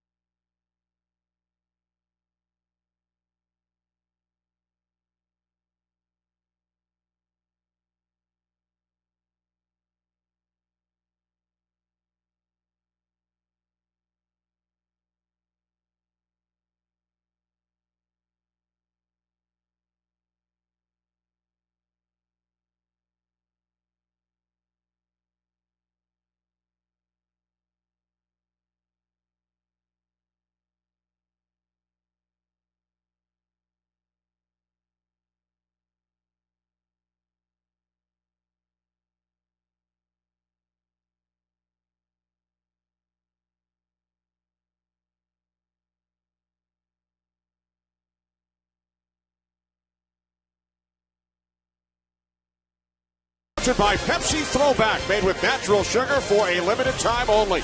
By Zantac, heartburn, attack it, Zantac. And by Hulu, an evil plot to destroy the world. Enjoy. I don't know how much I'd enjoy an evil plot to destroy the world. What exactly is Hulu, you ask? As Miguel Montero steps in. It's a website that allows people to watch streaming video of network shows and movies. Ah, that's kind of cool. 1-0 to Montero. In for a called strike. Vasquez, like Davis, working into the 7th. Has not allowed a run. Although the Diamondbacks loaded the bases in the 6th. Montero with a drive to right. And the catch is made by Jeff Francoeur. Montero now 0 for 3. Pepsi, the official soft drink of Major League Baseball, congratulates Javier Vasquez, today's MLB Clutch Performer of the Game, presented by Pepsi. He struck out Drew and Reynolds to end the 6th inning after the Diamondbacks loaded the bases, 8 strikeouts in all. Learn more about the MLB Clutch Performer of the Month award at PepsiClutch.com. Vasquez struck out 10 Diamondbacks back on May 15th. 8 Ks so far today, as Eric Burns takes a called strike, 0-1. Once again, jumping ahead, able to use his off-speed stuff.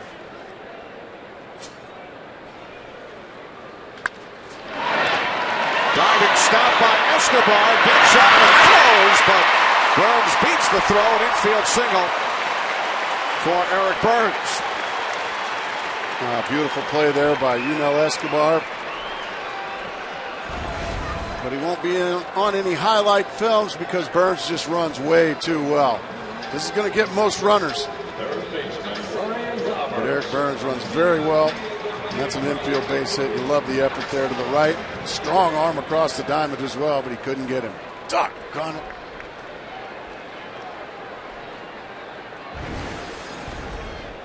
So a 1-out base runner for Arizona as Ryan Roberts steps in. Roberts 0 for 2. He came up in the 5th with Burns running with 2 strikes and struck him out. Throw-out double play. This time Roberts sends one to the wall and left center. Burns rounding third. He's coming home. The Diamondbacks are on the scoreboard. 5th run battle end of the season for Ryan Roberts. It's now a 2-1 Atlanta lead. Well, a late addition to the lineup, Augie Ojeda had to bow out during batting practice. Ryan Roberts, the replacement, just continues to have a monster year coming off the bench for the Diamondbacks. Easily scoring is Eric Burns. Vasquez can't believe it. That's a great shot there. And now Chris Young will pinch hit for Davis, who did come out into the on-deck circle. You think back to Davis' start in Atlanta May 15th. During the first week of the managerial reign of A.J. Hinch, he was upset that he was pinch hit for late in the game against the Braves, but in a one-run game with the potential tying run at second base, it'll be Young pinch hitting for Davis. I don't think A.J. Hinch has any choice here. Nope. You've only got 5 outs left. I apologize. You've got 8 outs left. You've got Chris Young with some power, having a really tough season here in 09 as Chris Young. A couple of years ago, this guy hit over 30 home runs. Young, originally drafted by the White Sox, he came to Arizona in the deal involving Vasquez. Vasquez, exactly. Back in December of 05. Vasquez traded to the White Sox for Luis Vizcaino, Orlando Hernandez, and Chris Young. Off the glove of the catcher, Ross, allowing Roberts to move to third. Boy, does that change things now. I would imagine that has to go as a pass ball. This one just a ball that Ross whiffs. And now, any fly ball to the outfielder will most likely score Ryan Roberts, who has very good speed. Bobby Cox going to have to bring his infielders in now. Try to cut off that run. Chris Young only hitting 171 this year. Boy, what a big opportunity for him to get a little positive something going for him this year. 2-0.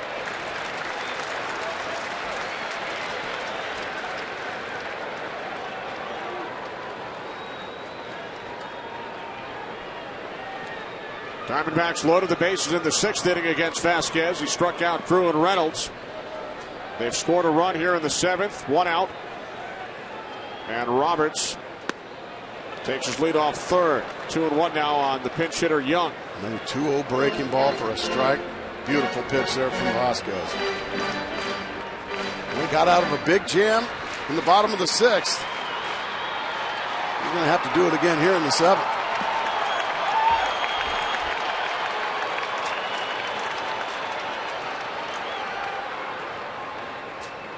The 2-1 fastball in for a called strike. 2-2. They'll just shave that outside corner with a 93-mile-an-hour fastball. What a pretty pitch. Maybe got a little help there from Jerry Crawford. But when you're pitching as well as he is, you're going to get a few breaks from the umpires. The 2-2 from Vasquez. Full count. With Felipe Lopez waiting on deck. The potential tying run is at third. Ryan Roberts doubled in a run, then advanced on the pass ball.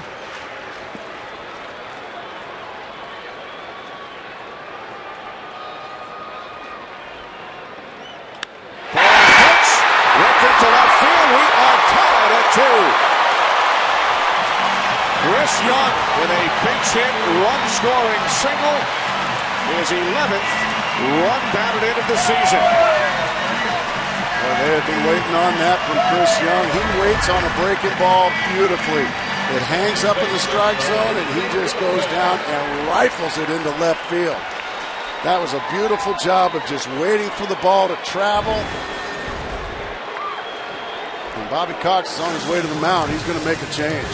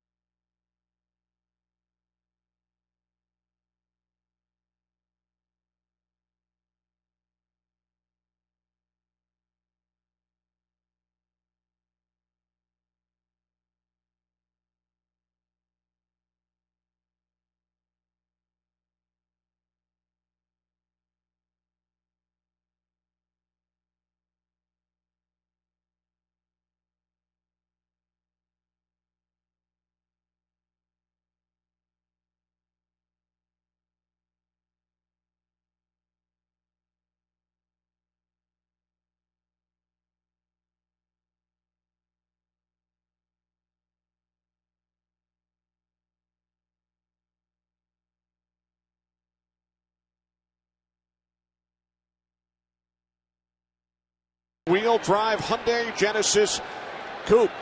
Diamondbacks with 3 of their 7 hits here in the 7th inning. They've scored 2 runs in the inning. Still only 1 out as Felipe Lopez lines out to Francoeur in right for out number 2 on the first pitch from 24-year-old left-hander Eric O'Flaherty, the new Braves pitcher. 1 pitch, 1 out, but a very loud out. Time now for the Zantac relief pitcher profile. Heartburn, attack it, Zantac. O'Flaherty's numbers this season. He's in to get left-handers out. He turned around Felipe Lopez to switch hitter to the right side. Lopez lined out to right field. Now he's going to face the left-handed hitting youngster, Gerardo Parra. Parra 1 for 3, single to left his last time up. As O'Flaherty throws to first. So Vasquez was sailing along, ran into some trouble in the 6th. When the Diamondbacks loaded the bases, he got out of that jam. Well, what a job he did. Yes, could not keep the Diamondbacks off the scoreboard. However, here in the 7th, 0-1 on Parra. Chris Young with very good speed at first base. In 20 games under A.J. Hinch, Diamondbacks are running 19 stolen bases in 20 games under Hinch.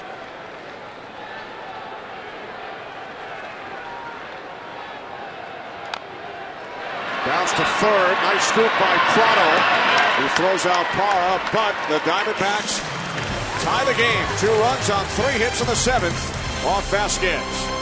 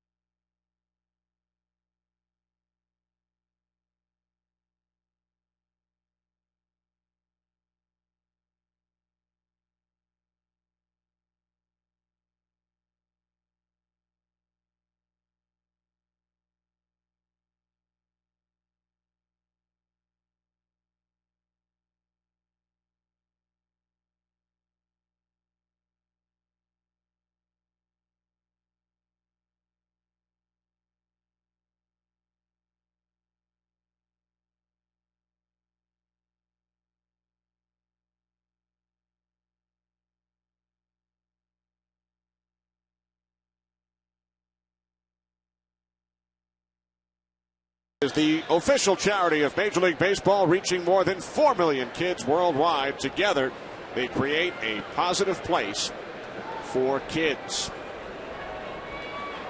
2-2 as we move to the 8th. Juan Gutierrez comes out of the Diamondbacks bullpen in relief of Doug Davis, who allowed 2 runs on 7 hits in 7 innings. Walked 2, struck out 6, facing Garrett Anderson, who was driven in one of the 2 Atlanta runs today with a double back in the 3rd inning.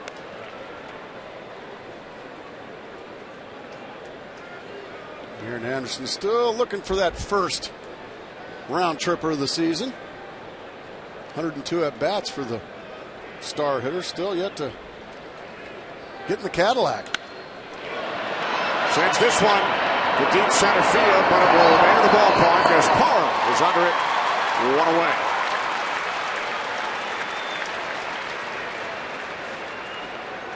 We mentioned the Diamondbacks went to their bullpen in the 3rd inning last night as they fell behind 10-1. They got a solid 7-inning performance from Doug Davis here today.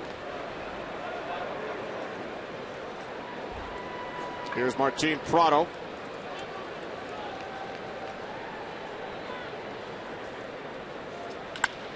First pitch, ground ball to the second baseman Lopez. Quickly 2 out. And this is just what the doctor ordered for the Diamondbacks after scratching across a couple of runs in the 7th. 2 very quick outs by Brave hitters. Now all of a sudden, all momentum has shifted over to the team in black. With 2 away, the 22-year-old left-handed hitting Jordan Schaefer will bat for the first time today. Matt Diaz got the start in center field. Schaefer batting just .206 and has himself a base hit as it drops in front of the center fielder Parra. A 2-out single off the bat of Schaefer. Yeah, he said he was hitting .206. Seems odd that a swing that nice can be hitting .206. I mean, he just stays. Look at that head stay right on the baseball, and he swings through it, not to it, but through it. That's a beautiful swing there by the youngster. Here's Jeff Francoeur, who is 1 for 3 today. Takes a called strike, 0-1. Francoeur singled in his first at bat, grounded out to short, and was called out on strikes. Braves and Diamondbacks tied at 2. Atlanta 2 in the 3rd, Arizona 2 in the 7th. Francoeur golfs this one foul. 0-2. Time now for our Hulu game summary. With 2 outs in the top of the 8th inning, RBI doubles for Johnson and Anderson in the 3rd. Vasquez went 6 1/3 for the Braves. Davis 7 innings. The Diamondback starter Chris Young tied the game with a pinch hit single in the 7th. Pop foul. Out of play. Count remains 0-2 on Francoeur. What lost in this game was really how well Doug Davis pitched for 7 innings for the Arizona Diamondbacks. He was down for 2 runs for quite a while, but he kept his team right there, gave him an opportunity to finally get to Javier Vasquez, and here we are now tied in the 8th inning, and it's a battle of the bullpens. Our game summary was brought to you by Hulu. An evil plot to destroy the world. Enjoy. As Schaefer steals second. That is only the 11th steal for the Atlanta Braves this season. What a monster jump there from Schaefer. A good 5-step jump. Montero, nothing he can do. So now a runner in scoring position here for Jeff Francoeur. Second steal for Schaefer. The 1-2 to Francoeur. Gutierrez strikes him out to end the inning. Middle of the 8th. 2-2. Justin Upton would lead off when we come back.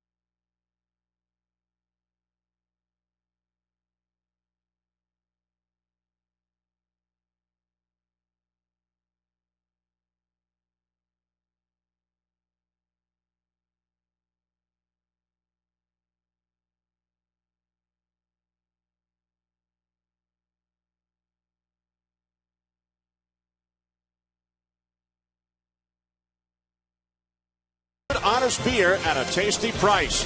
By AT&T, your world delivered. And by Just for Men. Stay in the game with Just for Men hair color. Justin Upton will lead off for the Diamondbacks here in the bottom of the 8th inning against 29-year-old right-hander Rafael Soriano, who pitched an inning for the Braves in last night's game. Upton swinging at the first pitch.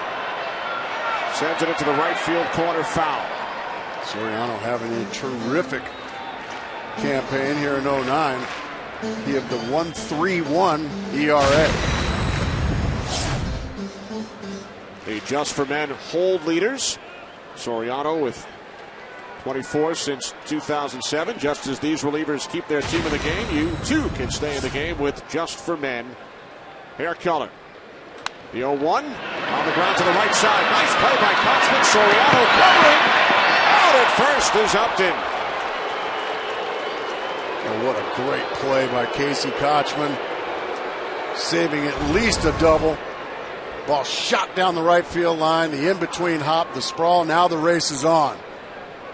Just ahead of Justin Upton was Soriano. In-between hop, just a terrific play by the young first baseman.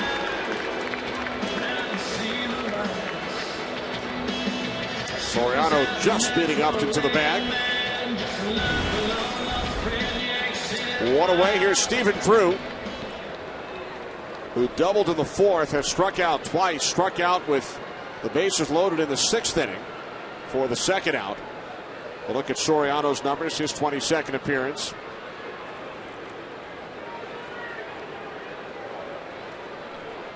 Something you don't see very often anymore. Relievers pitching out of the windup. And he just challenged Stephen Drew with a fastball right down the middle.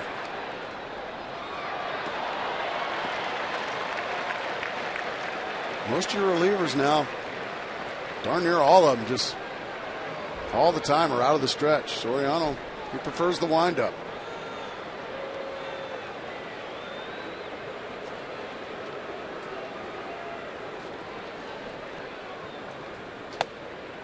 Fastball missing high, 1-1.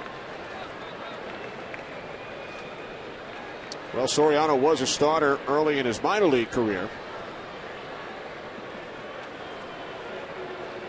but has not really started much over the last 4 seasons.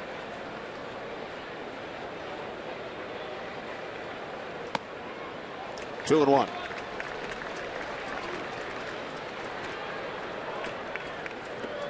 Braves took a 2-0 lead in the 3rd. RBI doubles by Johnson and Anderson. Diamondbacks with 2 runs in the bottom of the 7th inning. Gas right by him. You see the disgust on Stephen Drew's face. Well, you hear that mitt pop all the way up here, Kenny. 2-2 on Drew with Mark Reynolds waiting on deck.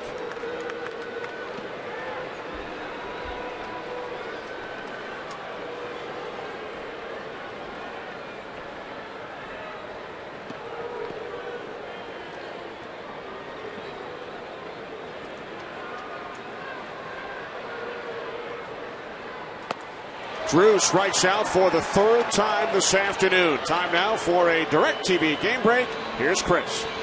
That's right, Kenny. Let's get a whip down in Tampa, or make it 11 of them. David Price all over the place against the Twins. Carlos Gomez, Joe Mauer, Michael Kadire, Delman Young. Well, at least they're sharing. 11 Ks through 5 2/3. He's in line for his first win of 09 as Tampa leads 4-1. Remember to follow your favorite out-of-market team only on DirecTV, Kenny. All right, thanks, Chris. Mark, you and I will have a chance to watch the 2nd place Twins next week in Seattle, as Reynolds falls behind 0-1. How about Joe Mauer? Wow. He'll get the hang of it eventually, won't he? 11 home runs this month. Over 30 RBIs, hitting over 400.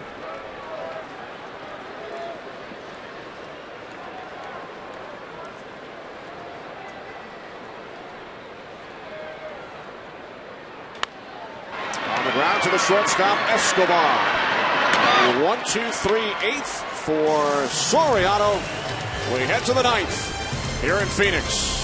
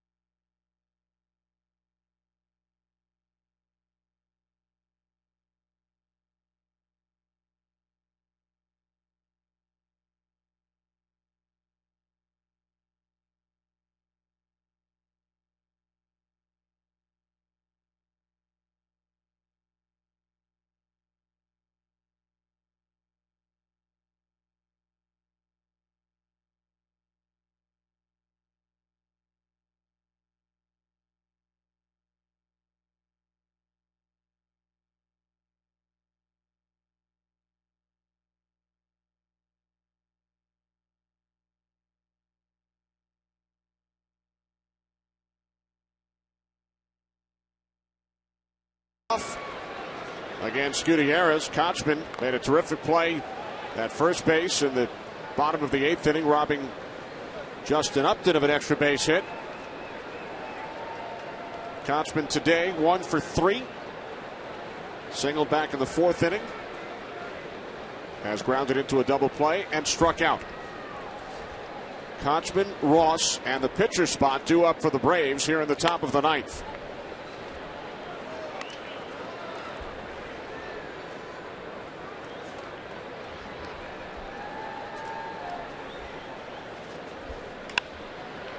Kochman, shallow left, coming on to make the play is Burns for the first out of the inning. Well, this season, fans can use Twitter to stay connected to Fox Baseball. Followers will receive alerts to original video and columns posted at foxsports.com, backstage photos and insights from Fox's MLB announcers, including Chris Rose, as we tweet throughout the week. Follow us at twitter.com/MLB on Fox. Chris? Grace, you've been tweeting it all? Oh, yeah. No, I am a tweeter. Dude, you didn't even know what Hulu was earlier. How are you supposed to tweet? I mean, can you even turn on your cell phone? Did you guys happen to catch Kareem Abdul-Jabbar tweeting? No, I didn't. From courtside at the Lakers game earlier this week? That's great. That's great. Was he doing it as Lou Alcindor? Or Roger Murdoch from Airplane? I think you need to investigate that. Yeah. Chris? Are you trying to tell me to get on a plane and get out of here, Kenny? I know you want to get home to watch the Cavs. The 0-2 to Ross, and Ross strikes out. Crowd happy about that following the verbal altercation Ross was involved in earlier with Justin Upton. But don't get too excited, because right now, number 10 is going to make an appearance here. And number 10 in Atlanta is Mr. Chipper Jones. As we mentioned earlier, he has had trouble batting right-handed due to the sprained right big toe. But he steps in here left-handed against the righty Gutierrez, and takes a called strike. 0-1. Isn't it amazing? Against Kochman and Ross, the fastballs were 91 and 92. The first fastball to Chipper Jones, 95 miles an hour. I think he knows his name. 1-1. Chris, you're still tweeting?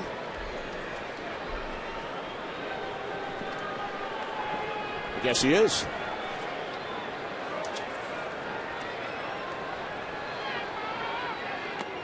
Two and one. I'm tweeting that pitch was low. See what exciting tweets we have? Some are better than others. Tweeting is allowed down at field level. 2-2. Change up there from Gutierrez. 95-mile-an-hour fastballs, and then just an outstanding change up there from the right-hander. The curve is in for a called strike 3. Chipper Jones pinch hitting at the top of the ninth, down on strikes. We head to the bottom half here in Phoenix.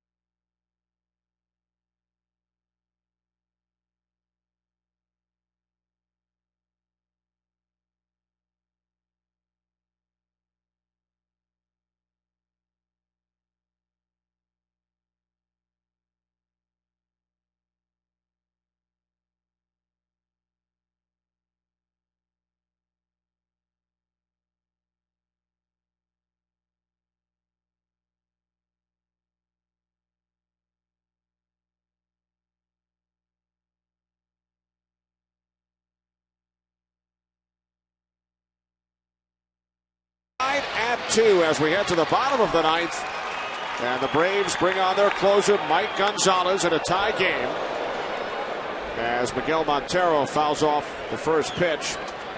0-1. We are told the reason we did not see Chad Qualls in the top half, he has a bit of a forearm issue, needs a day or two of rest, so Tony Pena would be used as the Arizona closer today. We were talking to A.J. Hinch before the game and also during the game, and his bullpen is taxed, so he's going to he needed a strong effort from Doug Davis. He certainly got that. And Gutierrez has given him 2 innings, is rocking and rolling as Mike Gonzalez. The 0-2 to Montero, pitch hit into left field. So the leadoff man is on for the Diamondbacks here in the bottom of the ninth inning. Boy, what a pretty piece of hitting there. 0-2. Gonzalez tries to zip a fastball up and away. Montero just goes right with the pitch, drives it through the left side. Boy, that's nice hitting there. 0-2. Just nice and protective. Don't try to do too much. So Montero on at first. Here's Eric Burns. Singleton scored his last time up. Lays down the bunt. Gonzalez to first. Diamondbacks have Montero in scoring position with 1 out. Well, it's very rare that you see the most highly paid player, Eric Burns, making $10 million a year, dropping down sacrifices, but nice selfless play right there by Eric Burns as he gets down a perfect bunt to put Montero in scoring position. Now it may be decision time, Kenny, for A.J. Hinch. You got Montero on second. He's a below-average runner. But because of Augie Ojeda's injury, A.J. Hinch is a little bit strapped as far as pinch runners are concerned, so Montero's going to have to be the guy to score the run if the Diamondbacks are going to win it here in the ninth. Ojeda has the left quad bruise. Chad Tracy placed on the disabled list earlier today. Ojeda has actually come out on deck. He was in the original starting lineup as the Braves intentionally walk Roberts. Ojeda has been called back, and now Josh Whitesell, who was called up this morning to replace Chad Tracy on the roster, will bat for the pitcher Gutierrez. Well, he just landed over at Phoenix Airport at 2 o'clock this afternoon. Next a couple mile jaunt over here to Chase Field. And oh, by the way, why don't you go out there and try to win us a ball game?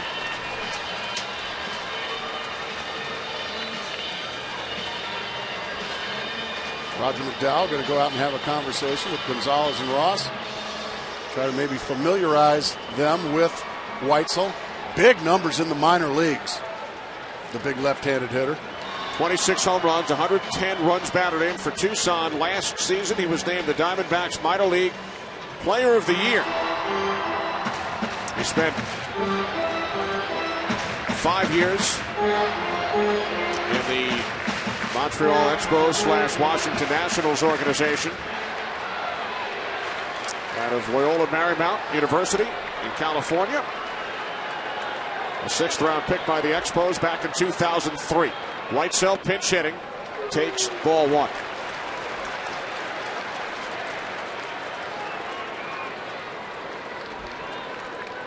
Very deeper is center fielder Jordan Schaefer.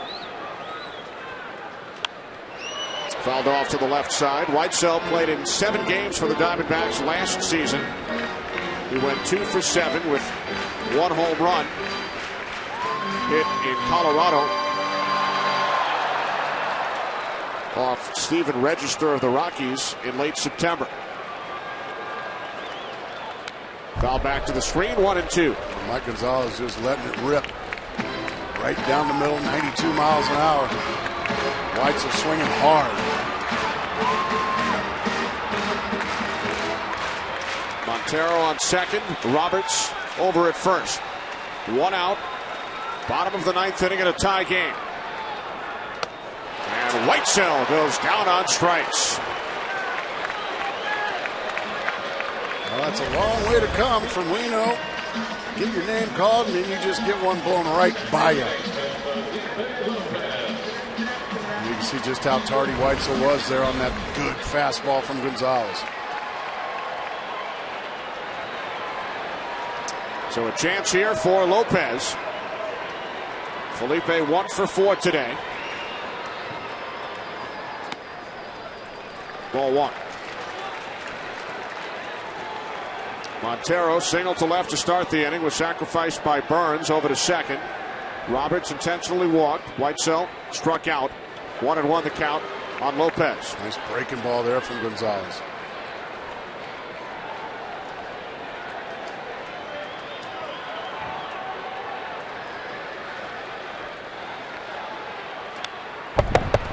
He just went right down the middle, belt tie with another fastball and got away with it. Lopez found it straight back.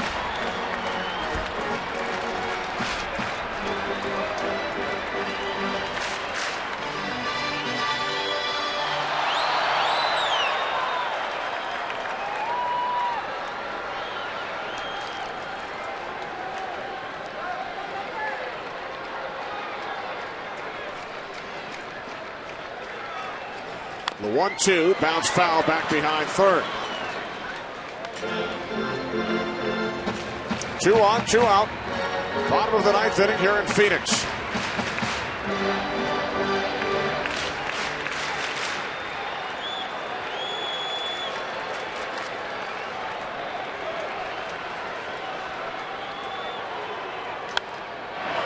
Another foul.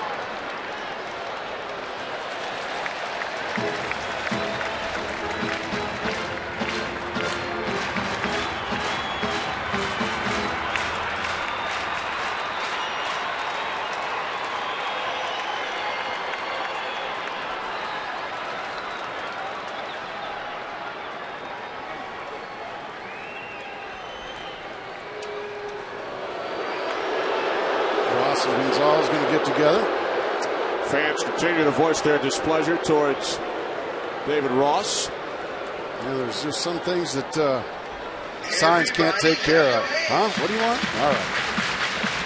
Outfield arms in right. Frank Coeur, a terrific arm. Schaefer in center, a terrific arm. Anderson in left, slightly below average. The 1-2 from Gonzalez, another foul. 3 consecutive foul balls off the bat of Felipe Lopez. Tonight on Fox, Cops at 8 Eastern, followed by America's Most Wanted. In the dirt, it gets away from Ross. Both runners advance.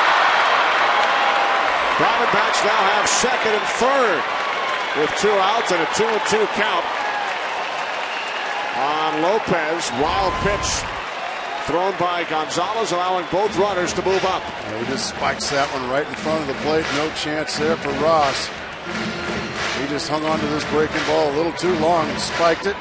Ross takes it off the bicep and a painful trip to the backstop. Now his job becomes he has to be a wall.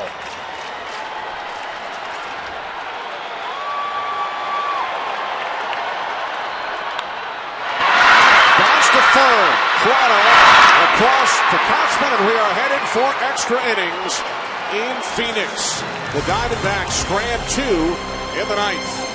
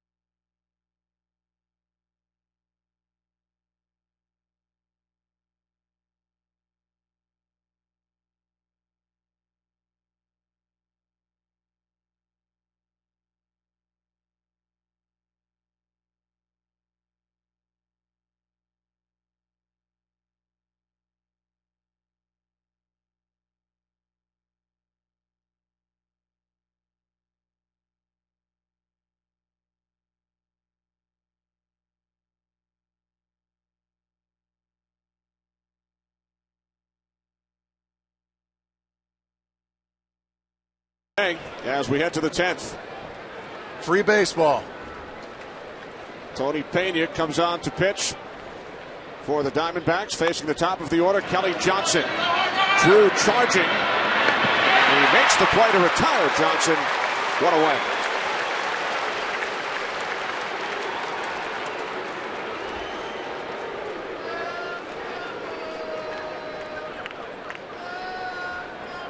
Shortstop Yunel Escobar. And 1 pitch, 1 out for Tony Pena. Had a terrific year so far. Another one of those strike throwers. That's the key if you're a reliever, Kenny. Late in the game, just don't beat yourself with walks. Make the opponent earn everything they get.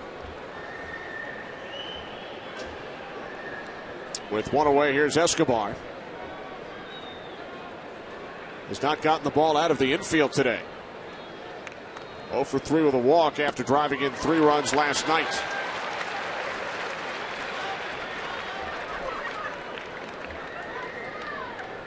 The Arizona starter, Doug Davis, went 7 innings, allowed 2 runs on 7 hits. Juan Gutierrez worked 2 innings of scoreless baseball. 0-2 on Escobar. Back-to-back beautiful sliders there from Pena.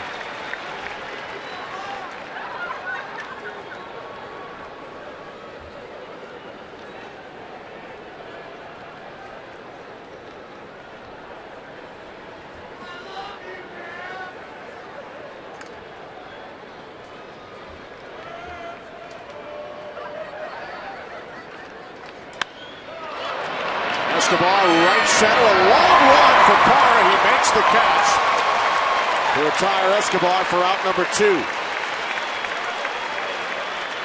Well, next week on Fox Saturday Baseball, the defending World Series champion Phillies head west to take on the first place Dodgers in a rematch of last year's National League Championship Series. Fox Saturday Baseball, presented by Sears, returns next week at 4 Eastern, 1 Pacific on Fox. Bases empty, 2 outs for Garrett Anderson, who takes ball 1. Anderson 1 for 4, doubled in a run back in the 3rd inning.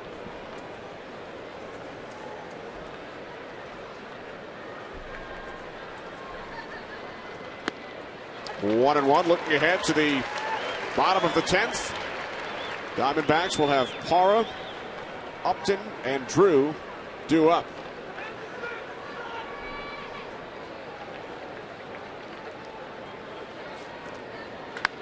Anderson with a drive, deep right field. Upton back on the water track, makes the catch up against the wall. So Garrett Anderson still looking for his first home run as a Brave. We'll be back after these messages from your local station.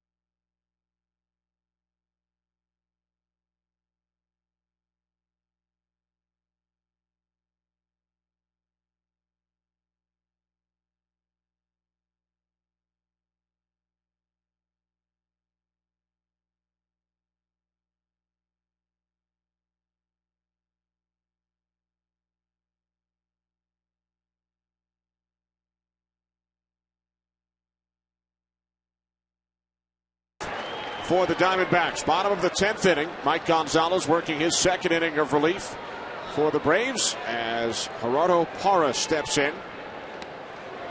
Parra 1 for 4, singled back in the 6th inning.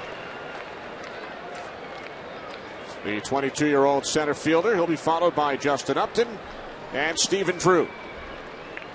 Look at Gonzalez rocking and rolling. Here it comes soon. On the ground to the right side. Johnson to first. One away. Can you imagine if Gonzalez was in Atlanta when Leo Mazzoni was still the pitching coach? Oh, my goodness. What would those conversations be like? I don't think they could sit next to each other in the dugout, do you? Leo, of course, the terrific longtime pitching coach who went to Baltimore to work with his childhood buddy Sam Palazzo. Now working in our business.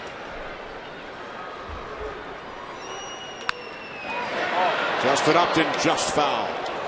Boy, Upton thought he had the double. Just a couple inches foul down the third baseline.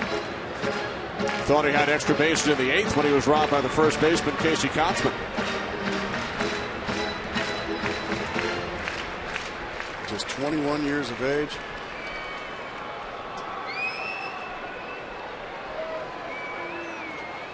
Such a talent.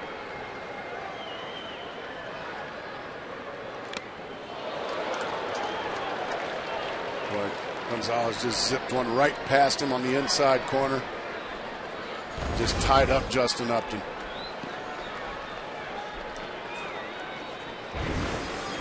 Great pitch there from Gonzalez. The 0-2 fastball just missing inside. Well, that's a good 0-2 pitch, though, right there. That'll get Upton's attention. Get him to thinking in. Maybe that might open up the outside corner or something off speed for Gonzalez. Well, he wants to go right back in there.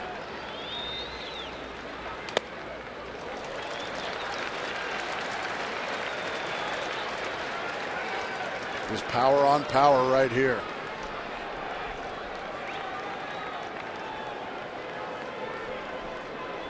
Well, you can hear a pin drop in here.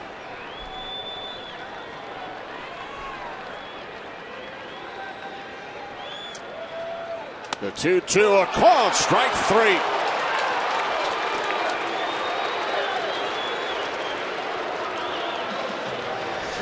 So with 2 outs, Stephen Drew will step in back on May 15th in Atlanta. He took Gonzalez deep, tied the game in the 9th inning. The Braves, however, would go on to win the game in the bottom of the 9th. So now Drew with the chance. Strike 1.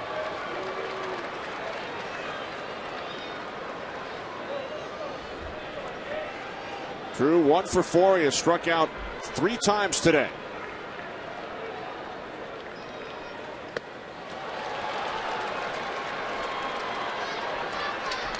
He's already struck out 3 times. Are you allowed to strike out 4 times, get the golden sombrero on your bobblehead day? Wow. Stephen Drew bobblehead day here today. Chipper Jones earlier this week struck out 4 times in one game for the first time in his career. Really? I think that was off of Randy Johnson and company. 3 were against Randy. Well, so he did strike out 4 times. On Stephen Drew bobblehead day, that is the 4th time he has gone down on strikes, and we head to the 11th.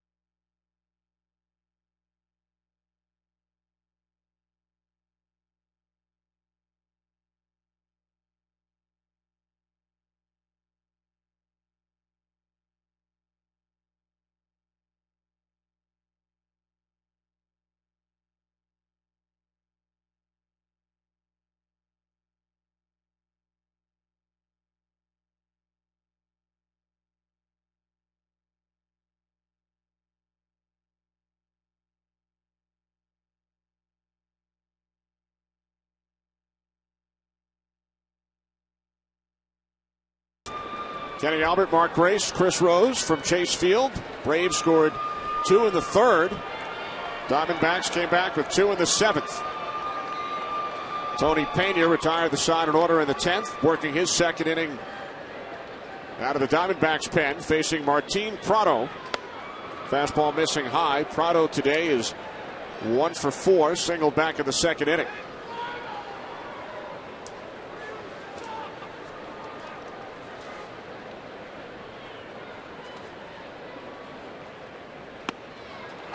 One and one.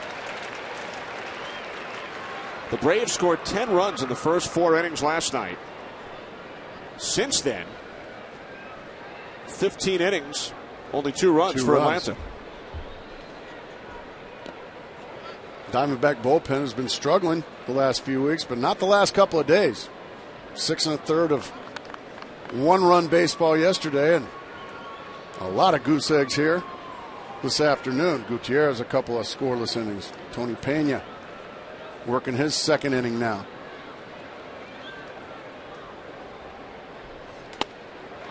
2-2 on Prado. In 3 innings, the Braves with only 1 base runner against the Diamondbacks bullpen today.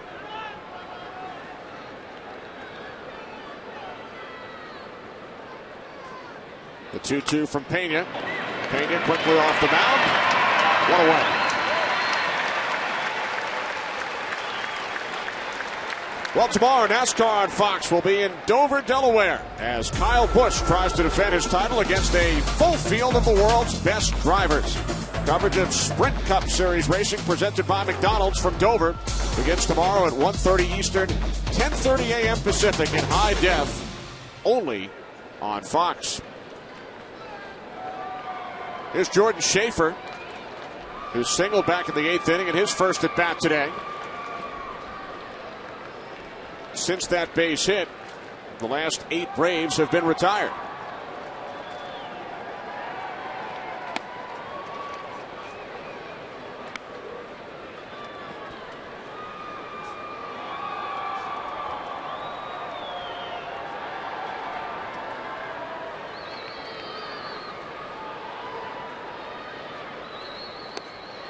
Well, change up there from Pena. Good pitch. Atlanta scored their runs back in the 3rd inning. RBI doubles off the bats of Kelly Johnson and Garrett Anderson.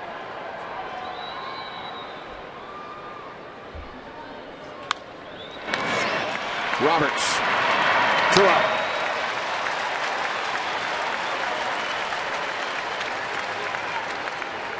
Well, both bullpens just in complete command. Pena has retired all 5 Braves he has faced.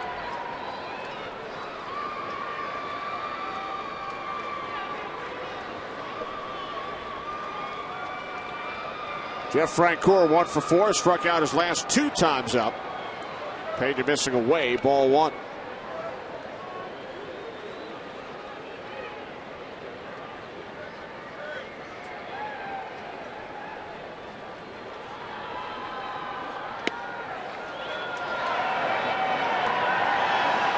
Ball 2, says first base umpire Angel Campos. Miguel Montero thought it was a called strike, didn't get it. Then he asked, was it a swinging strike? Well, wasn't that either.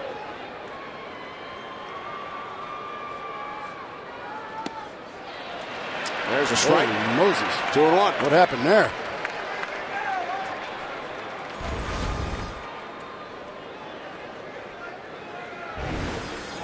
Are you allowed to have a mulligan?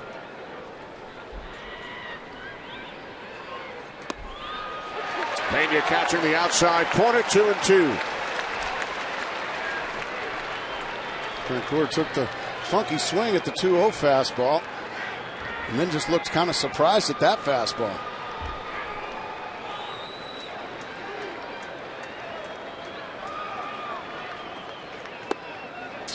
So what does Pena do? Well, let's throw him a slider.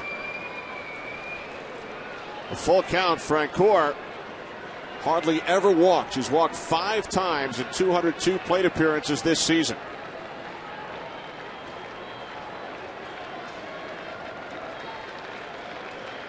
Payoff pitch from Pena.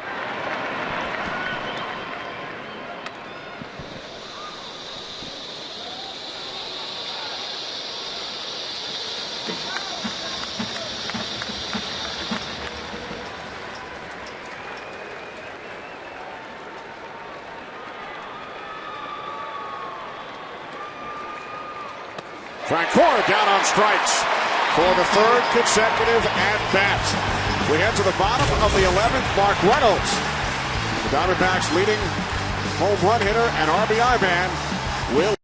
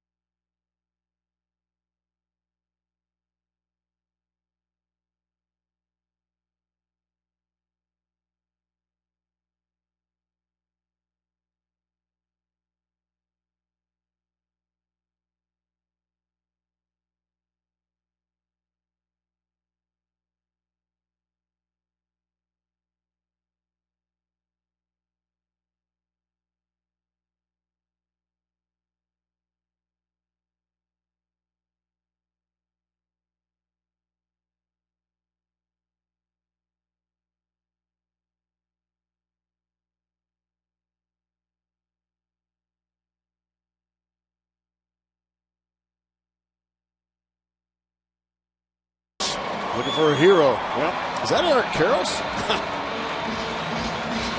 No, that's not Eric Karros. Got the hair kind of threw me off. Eric on the East Coast today, working the Tampa Bay Rays and the Minnesota Twins. A game won by the Rays 5-2. Mark Reynolds leading off for the Diamondbacks. Reynolds doubled back in the second inning. He's 1 for 4.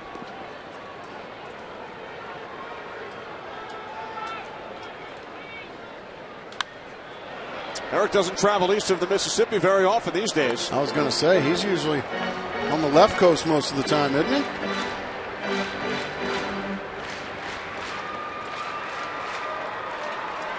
Jeff Bennett on now for the Atlanta Braves. Hard-throwing right-hander. 5th Braves pitcher of the afternoon. Reynolds, right field. A ground rule double as it bounces over. So the Diamondbacks with a runner in scoring position here in the bottom of the 11th. Reynolds doubling on an 0-2 pitch from Bennett. Sometimes good pitches don't net good results. That was a pretty good pitch there, down and away with a slider. And Mark Reynolds just so strong. Just goes down and just takes a flip at it. Then yet hits it about 320 feet down the right field line. So just like that, the Diamondbacks in business here in the bottom of the 11th. Reynolds' second double today, his 24th extra base hit of the season. Now if you're A.J. Hinch, do you ask Montero, your catcher, to bunt? He's not a guy that's been asked to bunt very often. He squares. 0-1. Kind of looked like he doesn't bunt very often right there. Montero, a single in the bottom of the 9th. leading off the inning, but he was stranded on third. 1 for 4 today. Corner infielders in on the edge of the grass. Reynolds takes his lead off second. 2-2 game, bottom of the 11th inning. Montero lays down the bunt. He does his job as Reynolds moves to third. Oh, what a gorgeous bunt there. Montero, perfectly done.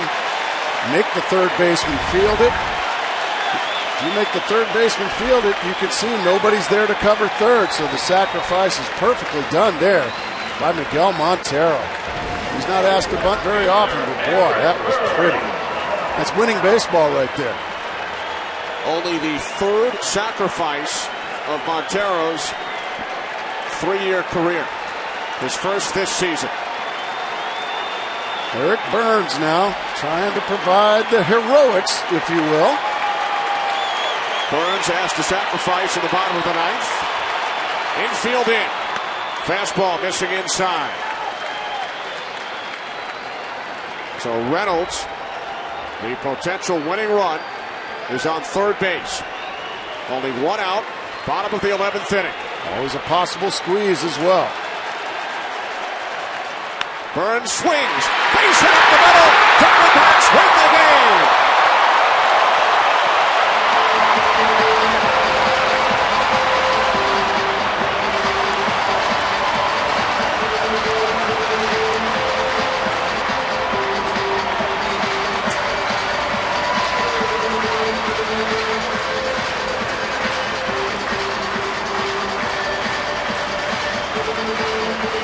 Eric Burns drives in Mark Reynolds in the bottom of the 11th. Diamondbacks 3.